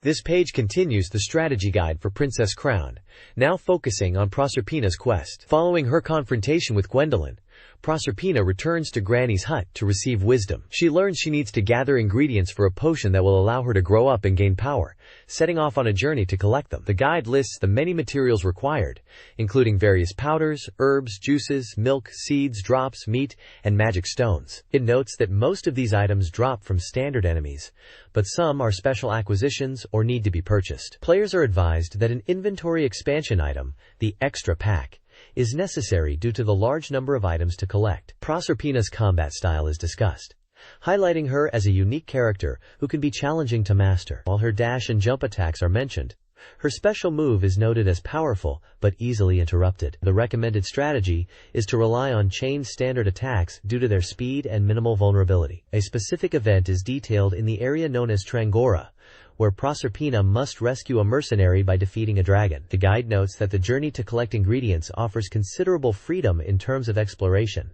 but players should be wary, as they may encounter strong enemies. The overall objective is to focus on gathering the required materials to advance Proserpina's story. This page is a feature on Yuno, a girl who chants love at the bound of this world, published by Elf, a multi-story adventure game rated 18+. It highlights key story moments and gameplay elements. The page opens by discussing a promise and a new departure, illustrating emotional scenes involving the characters Cirrus and Takuya, including an intense event where Cirrus is attacked. It touches upon feelings of dread and how a shared journey abruptly changes. The narrative continues, describing a difficult journey through a harsh environment, likely the desert region known as Rafayero. Despite suffering on this endless path, the characters press forward, and a miracle occurs. This leads them to an oasis. A gameplay tip specifically addresses navigating the Rafayero desert. It explains that simple movement is not possible. Players must click on specific movement icons and examine the ground, sky, and horizon to progress. The feature shows an image of the UI interface for searching the environment. The page also shows an image of a mysterious woman bathing at the oasis, noting the presence of Imperial Guard armor nearby, suggesting a significant event or clue at this location. This page continues the epilogue story digest for Yuno, a girl who chants love at the bound of this world. Picking up after resting at the oasis, the story describes Takuya and Yuno heading towards a shrine. As they approach, Yuno experiences intense fear, leading Takuya to leave her outside while he investigates alone. Inside, while searching a central pedestal, Takuya hears Yuno scream from outside. She has been captured, an event shown in a screenshot. A gameplay tip highlights the path to the shrine, advising players that navigation requires clicking specific icons. The back movement option, 3 large stone statues, the desert, and the sky, totaling 6 key points to interact with.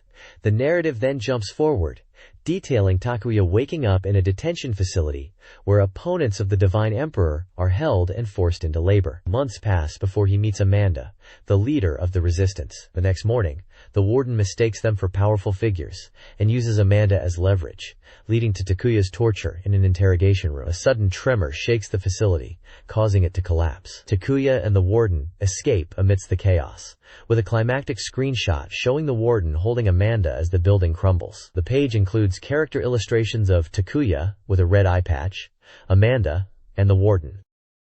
This page is dedicated to Sega's football simulation title, J.League Pro Soccer Club wo Tsukuru 2, known internationally simply as Let's Make a J.League Soccer Club 2. This comprehensive guide focuses on building a formidable team, capable of conquering not just the domestic league, but also international competitions, like the Asia-Africa Club Championship and Asia Club Tournament. The core strategy highlighted here for achieving global success is the crucial process of scouting and signing world-class foreign players. The page provides a detailed breakdown of player abilities, explaining what attributes like strength in challenges, save ability, mental strength, and unity mean within the game's mechanics, represented by a clear star rating system from 0 to 5.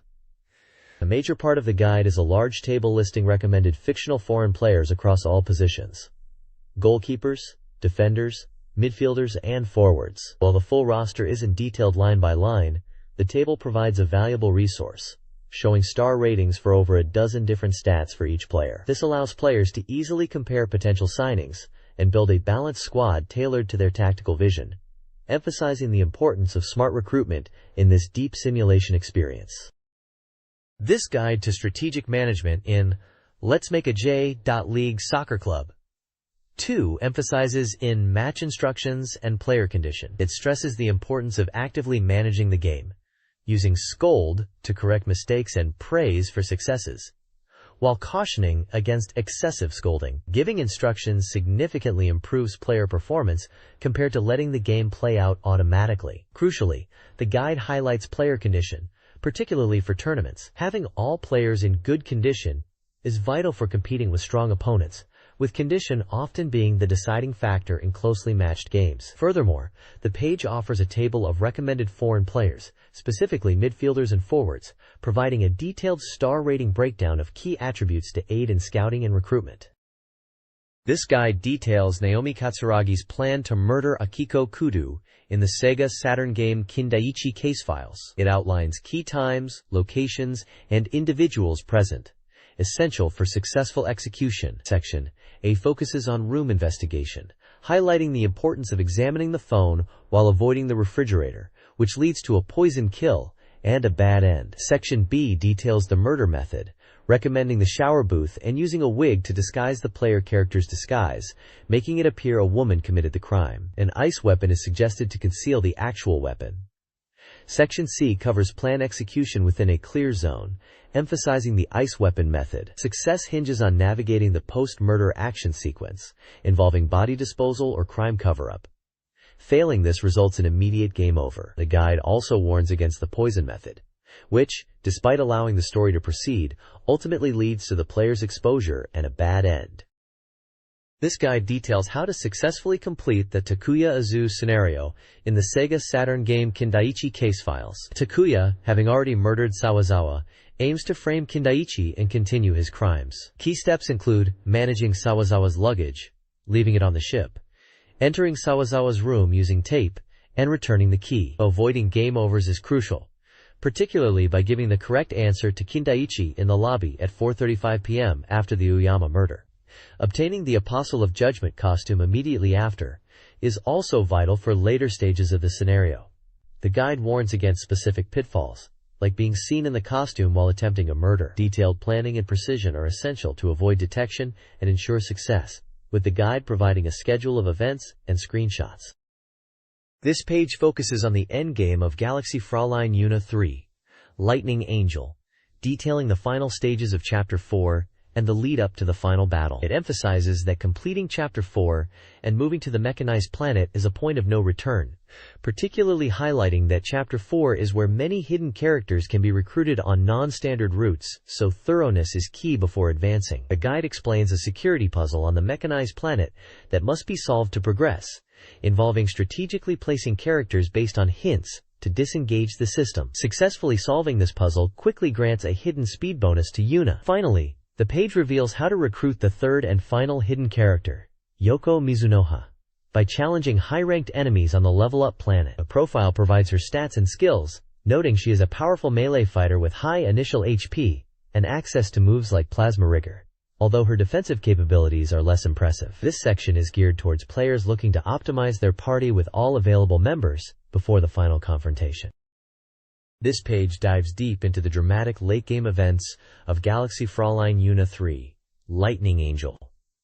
It opens by detailing a pivotal story moment where the boss Shitenki Miki uses a black hole to seemingly swallow Yuna's friends. Witnessing this, along with Mai and Paulina entrusting their hopes to her before following, pushes Yuna to the brink, causing her anger to reach its peak and awakening her true power as the savior of light. This leads directly into Mission 6, the showdown against Shitenki Miki. The guide stresses that this is a scripted event, meaning Yuna absolutely cannot lose, despite Miki's formidable appearance and stats. Yuna, empowered by her rage and the feelings of her friends, becomes nigh invincible, easily overcoming Mikaniki's attacks and defeating her quickly. It's less about tactical skill, and more about experiencing Yuna's explosive power-up moment. After Miyaki's defeat, the guide reveals a twist.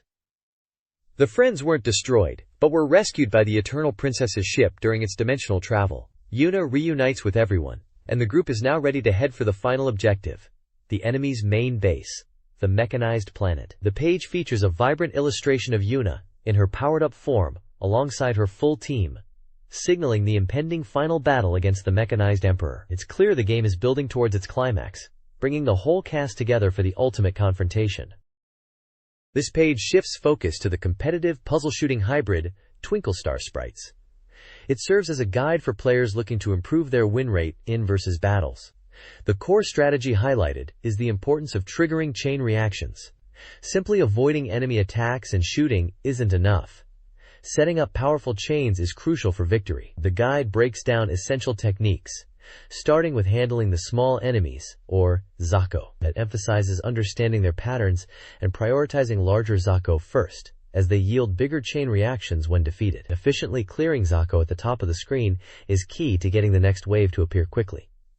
Next, it covers dealing with attack Zako sent by the opponent. While dodging is an option, sometimes it's better to counterattack, potentially even incorporating the opponent's Zako into your own chains. The effectiveness of combination attacks, which involve sending Zako while simultaneously performing boss or extra attacks, is also noted as a fundamental tactic. The page also touches on collecting coin items that appear from defeated enemies, which provide a significant advantage.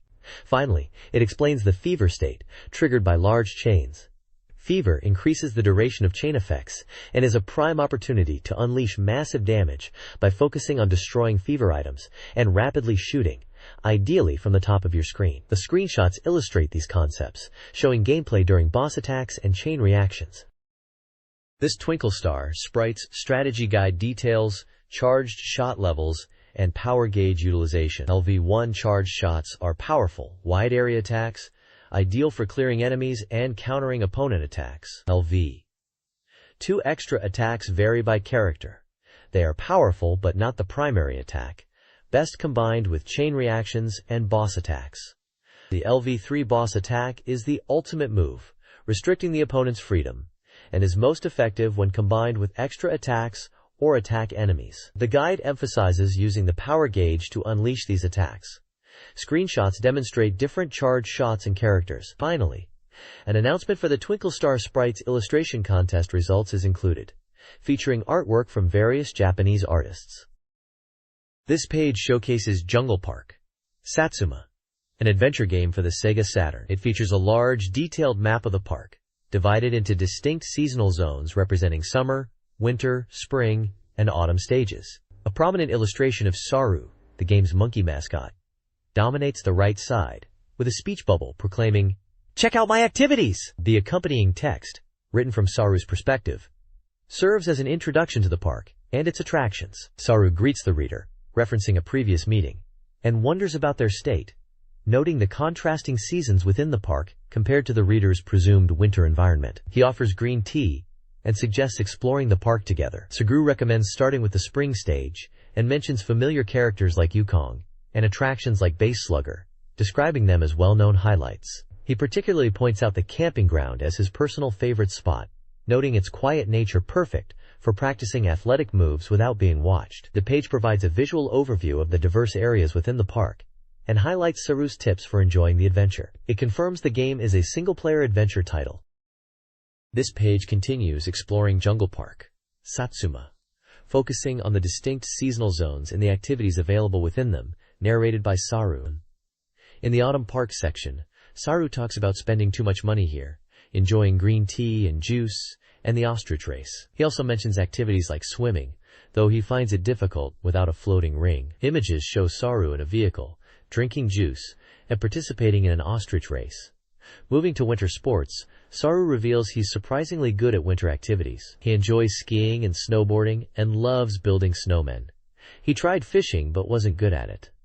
Bobsleighing is apparently not for him, as he just flies off. Screenshots show Saru skiing, snowboarding, fishing, building a snowman, and attempting bobsleigh. The summer beach area is described as hot, leading Saru to seek shade under trees.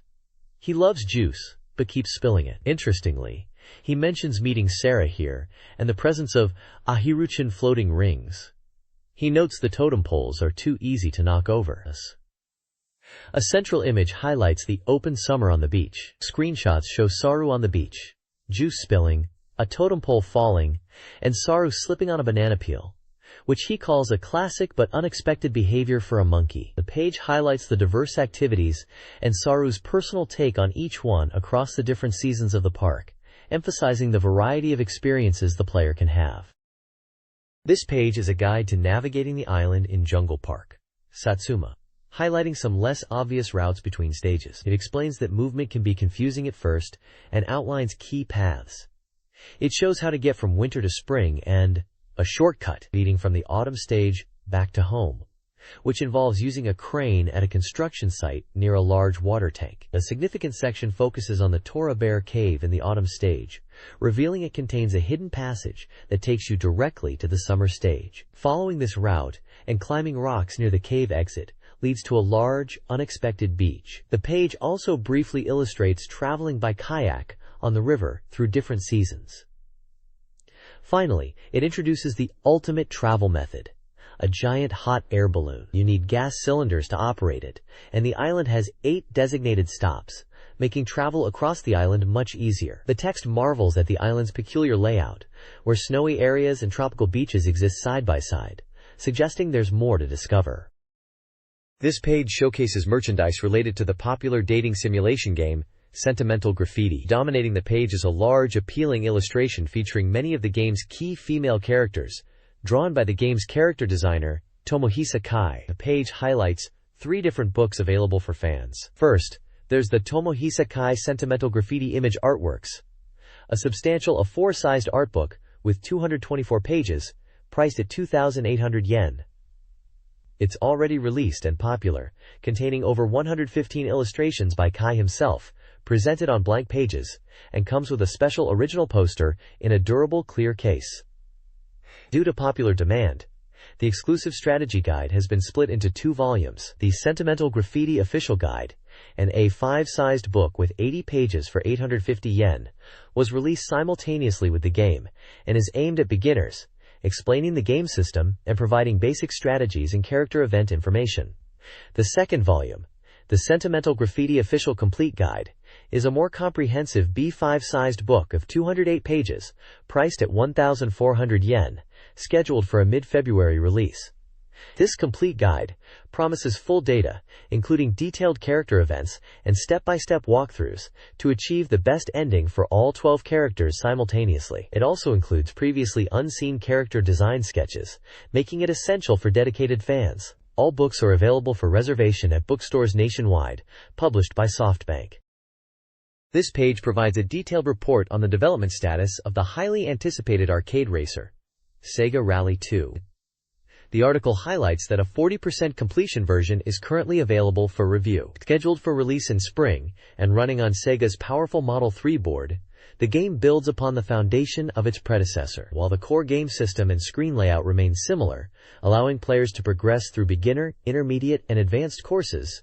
A significant enhancement is the inclusion of a handbrake. This allows for more dynamic driving, enabling players to perform powerful drifts, adding a new layer to the gameplay. The visuals are impressive, featuring a live display of player inputs like steering and pedals, immersing the player further. Attention to detail is evident in the car models, which visibly accumulate dirt as you race. Furthermore, the game incorporates cool environmental effects, such as the spectator gallery reacting realistically to the cars, moving out of the way, and even getting splashed. Screenshots showcase the car selection screen, featuring vehicles like the Toyota Corolla and Subaru Impreza, and various intense gameplay moments. This page continues the report on SEGA Rally 2, shifting focus to the available machines and courses in the current development build. The article highlights that while 4 cars are currently playable, there's a strong possibility of more being added later, which would significantly increase variety compared to the previous title. The cars featured are the Toyota Corolla WRC, Subaru Impreza WRC, Ford Escort WRC, and the iconic Lancia Stratos HF. Each vehicle is noted to have distinct handling characteristics, a key point emphasized by the reviewer, who states the difference in feel between cars is clearly apparent, especially between the modern WRC cars and the classic Stratos. The report also covers the 3 courses available: number 1 Desert, Beginner, number 2 Forest, Intermediate, and number 3 Riviera, Advanced. Desert is primarily a gravel course, straightforward for beginners. Forest is a full tarmac course set in a varied environment. Riviera is described as a technical street circuit based on Monaco, featuring a series of tight corners that demand precise driving, akin to autocross. The reviewer praises the high quality of these courses, noting the excellent graphical detail achieved even at this 40% completion stage. Screenshots across the page visually support these descriptions, showing the cars racing through the different environments and highlighting the game's visuals and interface elements. This page presents a special feature from AM2 Express Weekly, focusing on the newly announced title, Fighting Vipers 2. This report serves as a follow-up to the initial reveal, providing additional details on the fighting game's evolution on the powerful Model 3 arcade board. The article highlights the game's signature elements, like unique characters, dynamic presentation, and rhythmic combat, promising an experience that surpasses player expectations. A central focus is the introduction of the Super KO system, described as an overwhelming new form of direction. This appears to be a flashy, character-specific finishing move designed to punctuate the end of a match with spectacular visuals. Developer comments, including those from director Kataoka, emphasize the intent to make the final blow incredibly impressive, exploring multiple variations and considering how this fits with the previous game's idea of making even losing enjoyable through dramatic knockouts. Screenshots illustrate the intense fighting action and the visual flair associated with the Super Kang.0 system.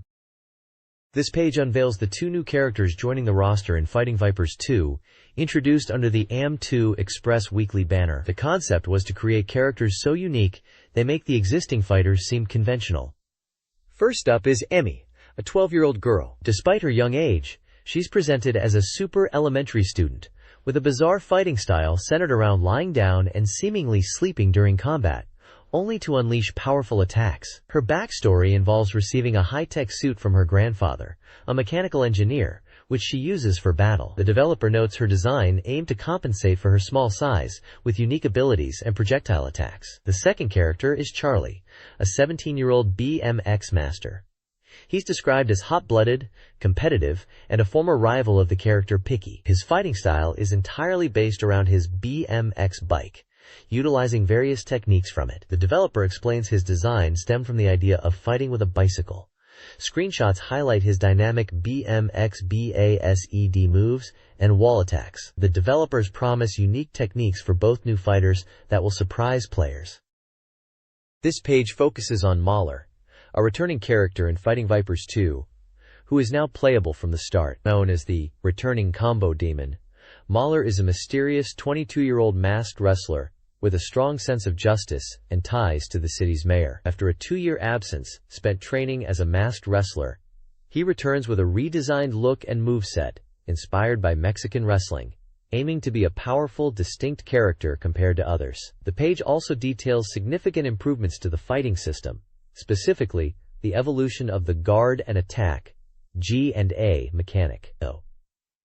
A new low G has been added to counter previously difficult Guard low attacks, also serving as an armor breaker. Additionally, the G and A can now be reversed, creating a dynamic catchball exchange between players. Screenshots show Mahler's new wrestling moves and gameplay examples of the Jig, and a system featuring characters like Honey and Bond, noting that mid/high Gig and A is indicated by blue effects and low Gig and A by red, allowing players to visually differentiate and react.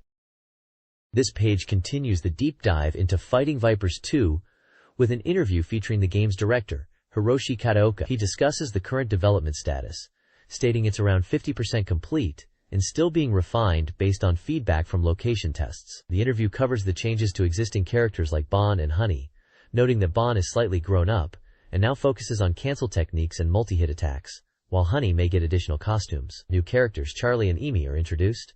Charlie is highlighted for his striking guitar-based moves, and Emi for her cute design and effective attacks. The returning character Sandman is also mentioned, focusing on his unique movements and varied attacks. The Test Play Report section shares impressions on the new systems and characters, suggesting players are enjoying the new elements. The director emphasizes that feedback from players during testing is crucial for development. Finally, it's mentioned that the game is planned to be showcased at the AOU show in February, allowing players to experience the new content firsthand. The next page is Volume 46 of the X-Over segment, focusing on Denu Senki Virtualon. This entry announces the winners of the second Virtualon Quiz Championship. The quiz involved filling in characters related to the game, initially planned as a crossword but simplified due to difficulty. The writer notes the low number of entries, possibly due to the challenging format, and expresses the desire for improvement in future quizzes. The page lists the answers to the quiz, featuring many terms familiar to Virtualon fans, such as Virtuaroid names like Dorcas and Rhinopta, weapon types like beam rifle, and concepts like hyper mode and quick-step. It also mentions some issues with specific questions that were challenging to place correctly in the puzzle grid. Winners are announced for various prizes, including a SEGA Saturn modem bundled with Virtual On, special prizes related to SegaNet, preview posters, action figures, and New Year's cards. The writer offers a brief wrap-up, acknowledging the difficulties in designing the quiz and inviting readers to send in suggestions or feedback for future content for the X Over page, with no specific deadline mentioned. This page reveals the answers to a crossword puzzle, continuing from the previous page's discussion of the Virtual On Quiz Championship. The main content is the complete grid showing the solved puzzle, filled with terms directly related to the game Denu Senki Virtual On. Players who attempted the quiz would find the correct placements of character names like Dorcas, Rhinopta, Phaeon Knight, and Belgdor, alongside weapon types such as Missile Pen and Gigabomb, and gameplay elements like X-Step and the Oratorio concept. It provides a comprehensive solution for those who participated. At the very top of the page, separate from the crossword grid, there's a simple keyword answer presented. Reinen no Eto wa nani? Right-pointing arrow, Torah, which translates to, what is next year's Chinese zodiac sign? Right-pointing arrow, tiger. This appears to be a separate, straightforward answer, perhaps related to a different puzzle or a general question for the readers. The focus of the page is clearly the detailed solution to the Virtual On crossword. This page is a special Capcom feature titled, Hello, Volume 45 Capcom, highlighting hot battles, terrifying scares, and upcoming soundtrack releases. It focuses on 2 new CD releases, hitting shelves on January 29th. The soundtracks are for rival schools, United by Fate, which comes with a unique student ID and emblem, and Resident Evil 2, featuring first-run bonuses like a Raccoon City Police Department plate. The page also mentions a Sulaputer commemorative CD release. Beyond the music, Capcom is looking for submissions for a new logo for this Hello Cap section, asking for designs suitable as a PC icon. A large portion of the page is dedicated to Capcom's Room, showcasing fan art and comments from across Japan, featuring characters from various Capcom titles including Street Fighter, Rival Schools, Resident Evil, Cyberbots, and Rockman series. These submissions reveal the passion and creativity of the fans. The Migration to Dash section discusses the desire for a SEGA Saturn port of Mega Man Legends, Rockman Dash. While staff express enjoyment of the game and understand the demand for a port, Capcom officially announces that the Saturn port is postponed due to various circumstances, asking for understanding. Fan art related to Mega Man Legends is also included here. Finally, the page offers a Rockman-themed string bag as a present for contributors to the magazine, with a deadline for submissions in mid-February. This page kicks off with a Capcom Osaka development report announcing the winning name for staff member Ozzy's bicycle, chosen from reader submissions. The name is Katsuya, and there's a picture of the bike and Ozzy. They're planning to race, and are now asking for submissions for custom nameplates for the bike. There are also giveaways for readers, including baseboards for Night Warriors 2, Vampire Savior 2, and Vampire Hunter 2, and lucky bags themed around rival schools. To enter, you need to send in responses related to New Year's resolutions, or poems about Capcom games, by early February. They're also still taking requests for SEGA Saturn ports, like Mega Man Legends, and the Vampire series, in the Please, Mikuni-san corner. The page also features the 9th installment of Shiki Akio's American Comic Lecture, this time diving into War Machine. The column explains why War Machine, rather than Iron Man, appeared in Marvel vs. Capcom, touching on factors like character abilities needed for gameplay, licensing availability at the time, another company held the rights to Iron Man, and how War Machine's dialogue was crafted to differentiate him from Tony Stark. There are images showing War Machine's design and what looks like Tony Stark in comic panels. This page delves into the fighting mechanics of rival schools, United by Fate, emphasizing that mastering weak attacks is crucial. It highlights fundamental combo strings starting from weak attacks for various characters, including Batsu, Hinata, Kyosuke, Shoma, Natsu, Roberto, Roy, Tiffany, Bowman, Edge, Akira, Gan, Hideo, and Kyoko. A significant portion focuses on dealing with guarded weak attacks, offering strategies like dashing into throws, sidestepping, low attack into mid attack, strong attack into burning vigor attack, or simply waiting to see the opponent's response. The page also discusses the utility of air bursts, a move that launches the opponent into the air. It explains that while basic weak attack combos leading into an air burst don't do huge damage, successfully executing an air burst opens up deep offensive opportunities, potentially leading to significant damage if the opponent is caught in your trap. The page includes screenshots demonstrating gameplay, illustrating guarding scenarios, and airburst follow-ups. Finally, a small section expresses enthusiasm for the game, mentioning the hope for a SEGA Saturn port and the upcoming release of a guidebook. This page features a Private Idol special titled Private Idols Private Talk, focusing on the Purodoru disc series. The two idols featured are Kaori Aso and Emiko Furukawa, sharing talks just for you. The article explains that the Purodoru disc series aim to be the future form of idol media, offering fans a way to experience the idols more intimately than traditional photobooks, dramas, or crids. It allowed viewing gravure photos equivalent to multiple books on a large screen, emphasizing showing the idol's natural side. The series concluded with its 11th volume. Beyond just viewing, the content included interactive elements like interviews, playing rock, paper, scissors, and quizzes that offered rewards, providing a unique, closer connection to the idols. The page includes screenshots showing the viewing interface and a quiz question from Volume 7. This page continues the Private Idol special, featuring idols Kaori Aso and Emiko Furukawa as they chat about their experiences filming the Purodoru disc series in Okinawa. Titled Night in Okinawa, the page includes various photos from the trip, showing them enjoying themselves, encountering a friendly dog, and capturing moments of the filming process, including a karaoke session and a late-night shoot. The core of the content is an interview where the two idols reminisce about the Okinawa location shoot. They share personal anecdotes, like being charmed by a fluffy dog, finding many hermit crabs, funny experiences during karaoke, and their manager falling asleep. They also discuss filming late into the night and trying local food. The page also includes profiles for both Kaori Aso and Emiko Furukawa, listing their basic information like birth date, blood type, height, birthplace, hobbies, and special skills. Additionally, there's a section titled Purodoru Disc and Private Idol Thorough Comparison, highlighting the Purodoru disc series. It describes Purodoru disc Volume 1, listing its basic specifications and stating its concept as an eternal oasis for SEGA Saturn users, aiming to provide a more intimate and interactive experience with the idols compared to traditional media.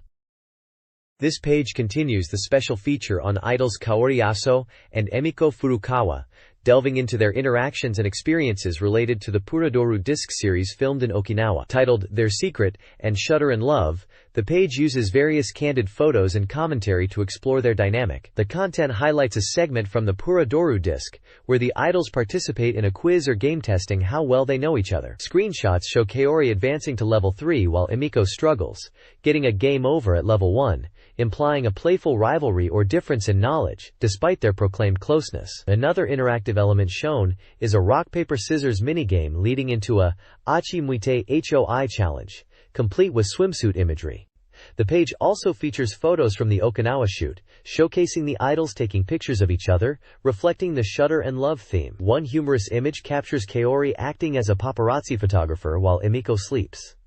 Another shows them playfully posing for photos, joking about shedding clothes. The text emphasizes their natural interactions, and how they sometimes got caught up in their own activities, even ignoring the interviewer.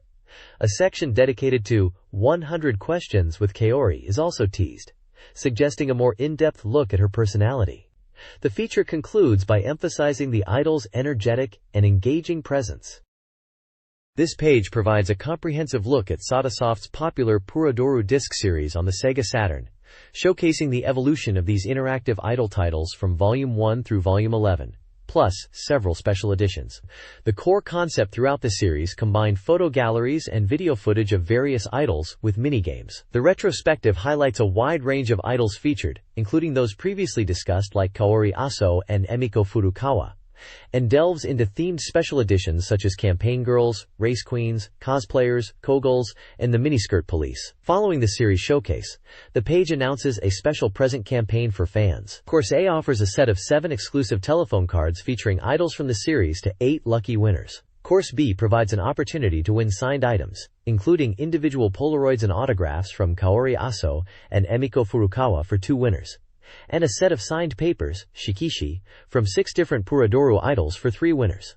Fans could apply by sending in application tickets from game manuals or postcards with messages and impressions. This page features the 7th installment of the Zoom In Elf column, titled, "I'll Be a Great Voice Actor," starring voice actress Kimiko Koyama, known for voicing the character Yuno in the Sega Saturn game Yuno, a girl bound by time. In her entry, Kimiko Koyama reflects on her New Year's holiday, describing returning home to her family, being greeted by her dog, who gained 2 kilograms, and watching gameplay footage of the Saturn version of Yuno with her family. She shares a humorous anecdote about her parents laughing because they felt she resembled Yuno in personality and actions. She also mentions attending a high school reunion and celebrating her upcoming 19th birthday.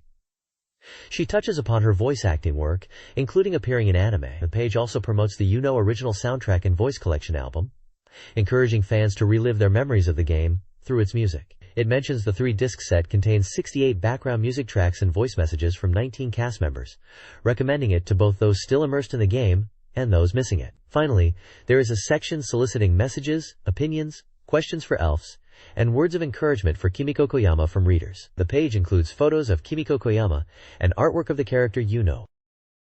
The next page features a serialized narrative likely tied to the survival horror RPG Baroque. 3 distinct images dominate the page: a dark, structural scene with striking lights, an abstract image filled with swirling orange and yellow hues suggesting intense energy or fire, and a prominent, unsettling image depicting a grotesque, monstrous creature or entity, fitting the game's theme of anomalies. The main text is a continuation of a story, following characters like Aya, Suzume, and Ruby as they navigate the world of Malkuth and confront these strange forms. A smaller section provides a summary of the previous installment, referencing a mysterious disc, a loss of contact, and the character's investigation into strange phenomena. The page serves as an ongoing narrative piece, enhancing the player's experience or understanding of the dark and mysterious world of Baroque. The next page continues the serialized narrative prequel to the dark survival horror RPG Baroque, titled Baroquism Syndrome, Baroque Filled-Up Pointing Triangle Prequel Volume 10.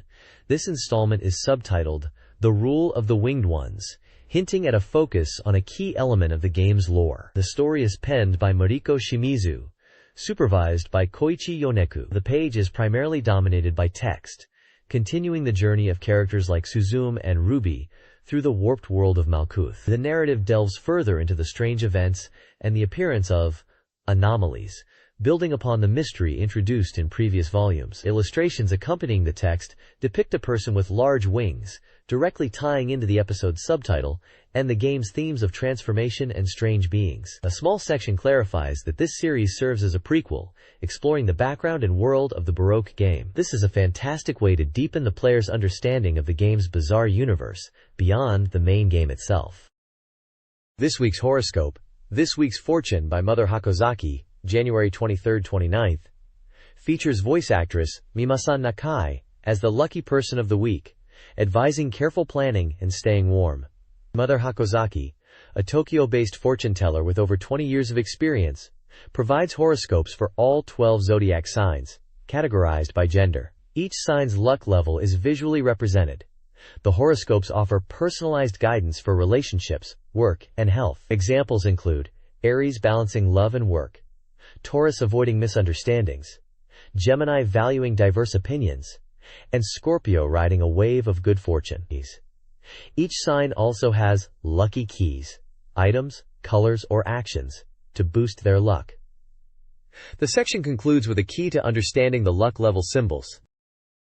This page presents the Extreme Techniques Corner, a feature where readers submit hidden tips and tricks for Sega Saturn games. It highlights several valuable secrets discovered by players, with rewards offered for accepted submissions based on their merit, including SEGA Saturn software and book vouchers. The first game covered is the delightful Bubble Symphony, revealing the existence of 5 distinct hidden modes. These modes offer exciting variations on the standard gameplay, such as incorporating elements from the original Bubble Bobble, granting players full starting power, or altering enemy appearances. The necessary commands to activate these modes are shown for readers to experiment with. Following that, Sega Touring Car Championship gets a boost, with a technique to unlock the elusive Sega Racing Proto Car. This powerful vehicle becomes available to players who demonstrate their racing prowess by winning the championship and achieving a podium finish in the extra round urban circuit, although it is specifically usable in exhibition races. The method involves a particular input sequence. Lastly,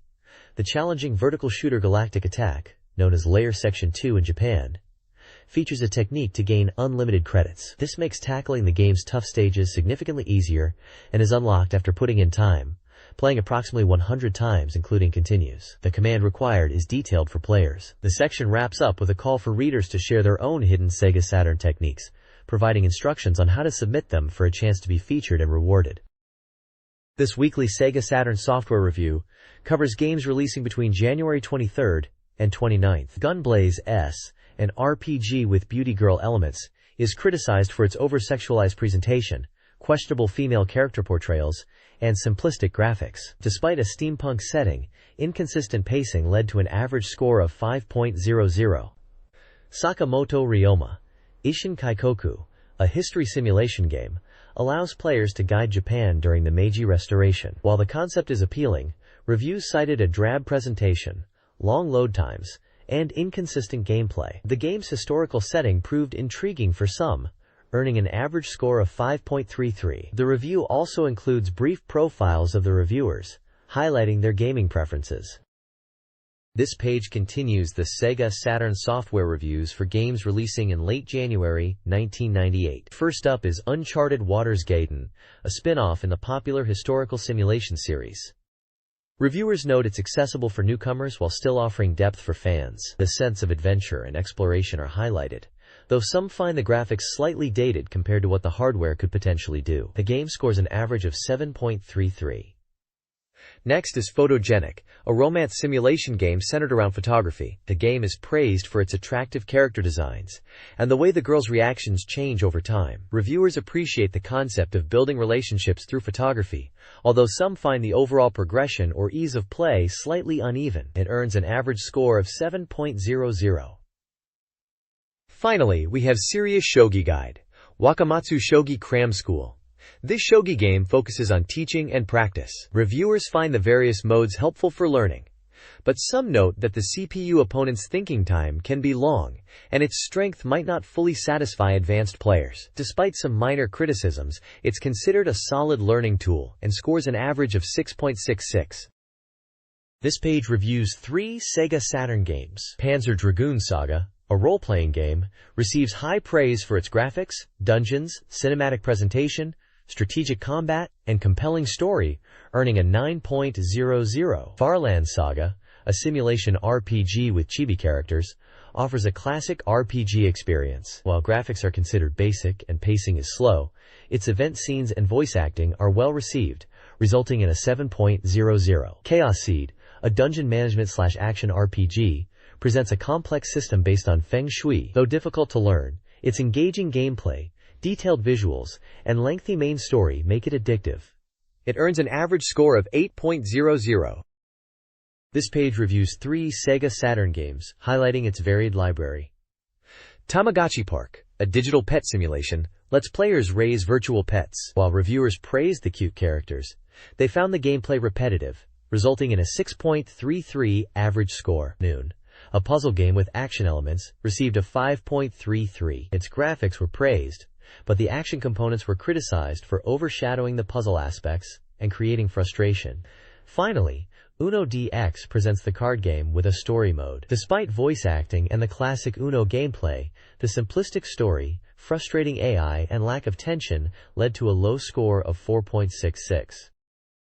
This page features the new soft schedule, providing a comprehensive list of upcoming Sega Saturn game releases. It details games scheduled for February and March, along with titles that have yet to receive a firm release date. The schedule is presented in a clear, organized format, listing the release date, the game's title, its price, the publisher, the genre, and any relevant compatibility information or notes, such as peripherals like the handle controller or twin stick, or age ratings. Below the main title, there's a helpful guide explaining how to interpret the schedule, defining abbreviations for game genres like ACT, Action, RPG, Role-Playing Game, ADV, Adventure, SLG, Simulation, SHT, Shooting, SPT, Sports, RAC, Racing, PUZ, Puzzle, Tab, Table, and others like etc., Miscellaneous, and MOVE, Interactive Movie.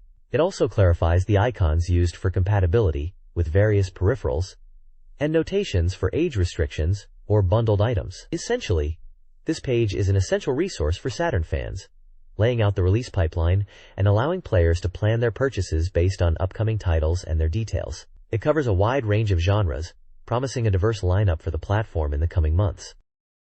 This page continues the new soft schedule, offering a look at upcoming SEGA Saturn titles, predominantly those with unannounced release dates, though a few scheduled for March and May are also listed. It follows the same clear format as the previous page, detailing the game title, price, publisher, genre, and any specific compatibility or peripheral requirements. This is where you'd find a wide array of games heading to the system. The list includes anticipated sequels like Sakura Wars 2, Thou Shalt Not Die, Gun Griffon 2, and Shining Force 2, Scenario 2. Fighting game fans had a lot to look forward to, with titles such as Darkstalkers 3, Vampire Savior, Marvel Superheroes vs. Street Fighter, and Virtua Fighter 3 making appearances.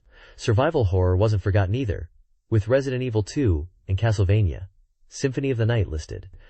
The schedule also features a mix of genres, from strategy simulations like Mobile Suit Gundam, Giran's Ambition and Nobunaga's Ambition, Shouseiroku, to RPGs such as Lunar, Eternal Blue and Startling Odyssey entries, and unique games like Princess Maker, Fairy Tales Come True, and the Arcade Gears collections. It's a comprehensive look at the diverse lineup still planned for the Saturn, showing publishers were committed to bringing a variety of experiences to players across different genres. The notes even highlight required peripherals like the twin stick, or compatibility with the 4MB RAM cartridge for certain titles. This page is a direct mail-order segment from the magazine showcasing SEGA Saturn character goods, with a strong focus on Sonic the Hedgehog. Fans could order a variety of merchandise to deck out their rooms or wear their favorite character. The selection includes interior items like curtains, multi-covers, and cushions featuring different Sonic designs such as the Jungle, Gingham, and Airplane series. Apparel like t-shirts and a sweatshirt are available, along with a Sonic plush toy and a Zippo lighter. There's also a special lucky bag, offering a random assortment of Sonic goods at a discounted price. Ordering details via phone are listed, and customers spending over 10,000 yen could receive a special present. It's a cool way for Saturn players to get their hands on official Sonic gear. This page features a mail-order catalog showcasing character merchandise from popular SEGA Saturn titles. Items available include figures of various scales and types from Sentimental Graffiti and Sakura Wars, allowing fans to collect highly detailed depictions of their favorite characters, including talking figures and action dolls. The catalog also offers Sakura Wars and Neon Genesis Evangelion-themed Zippo lighters, a unique jacket, jigsaw puzzles, and calendars for the coming year. Goods related to Mazinger Z and Sega Freaks cards are also listed. The page includes detailed instructions on how to place an order via bank transfer, postal transfer, or registered cash mail, along with shipping and payment information. This provides a direct channel for readers to acquire exclusive goods tied to these fan-favorite franchises.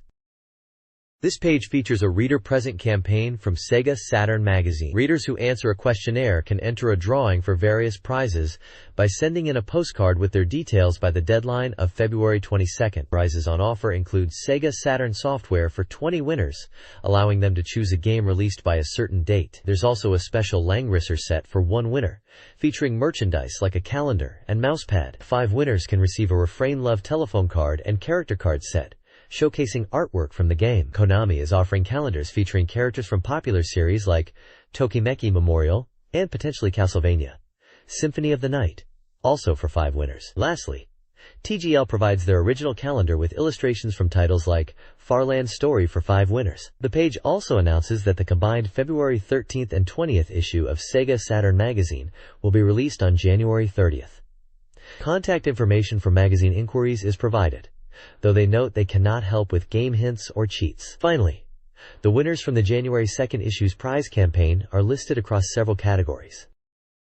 This page is a colorful spread showcasing Magical Night Dreams Cotton 2, the arcade shooter from Success. The vibrant artwork dominates the page, featuring the 2 new protagonists, the Witch Apply in her signature purple dress, and the bikini-clad Priestess Needle, alongside various wacky enemies and a giant, explosive entity. Its classic Cotton series charm in full display. The vertical text proclaims it a brain-bursting action shooting game, with the objective being to find the lost national treasure, the Mizu Willow. The horizontal text announces that Cotton is back with numerous new actions, referring to the series' original star. Below the main illustration, a few small screenshots highlight the side-scrolling shooting action. The text details some key features. It's a complete port of the arcade version, enhanced with a SEGA Saturn original mode. It supports simultaneous 2-player co-op, a welcome addition. The game boasts abundant actions, going beyond 4 basic techniques to include many more specialized moves, promising deep gameplay. The game was currently on sale for 5,800 yen, excluding tax, and is published by Success Corporation.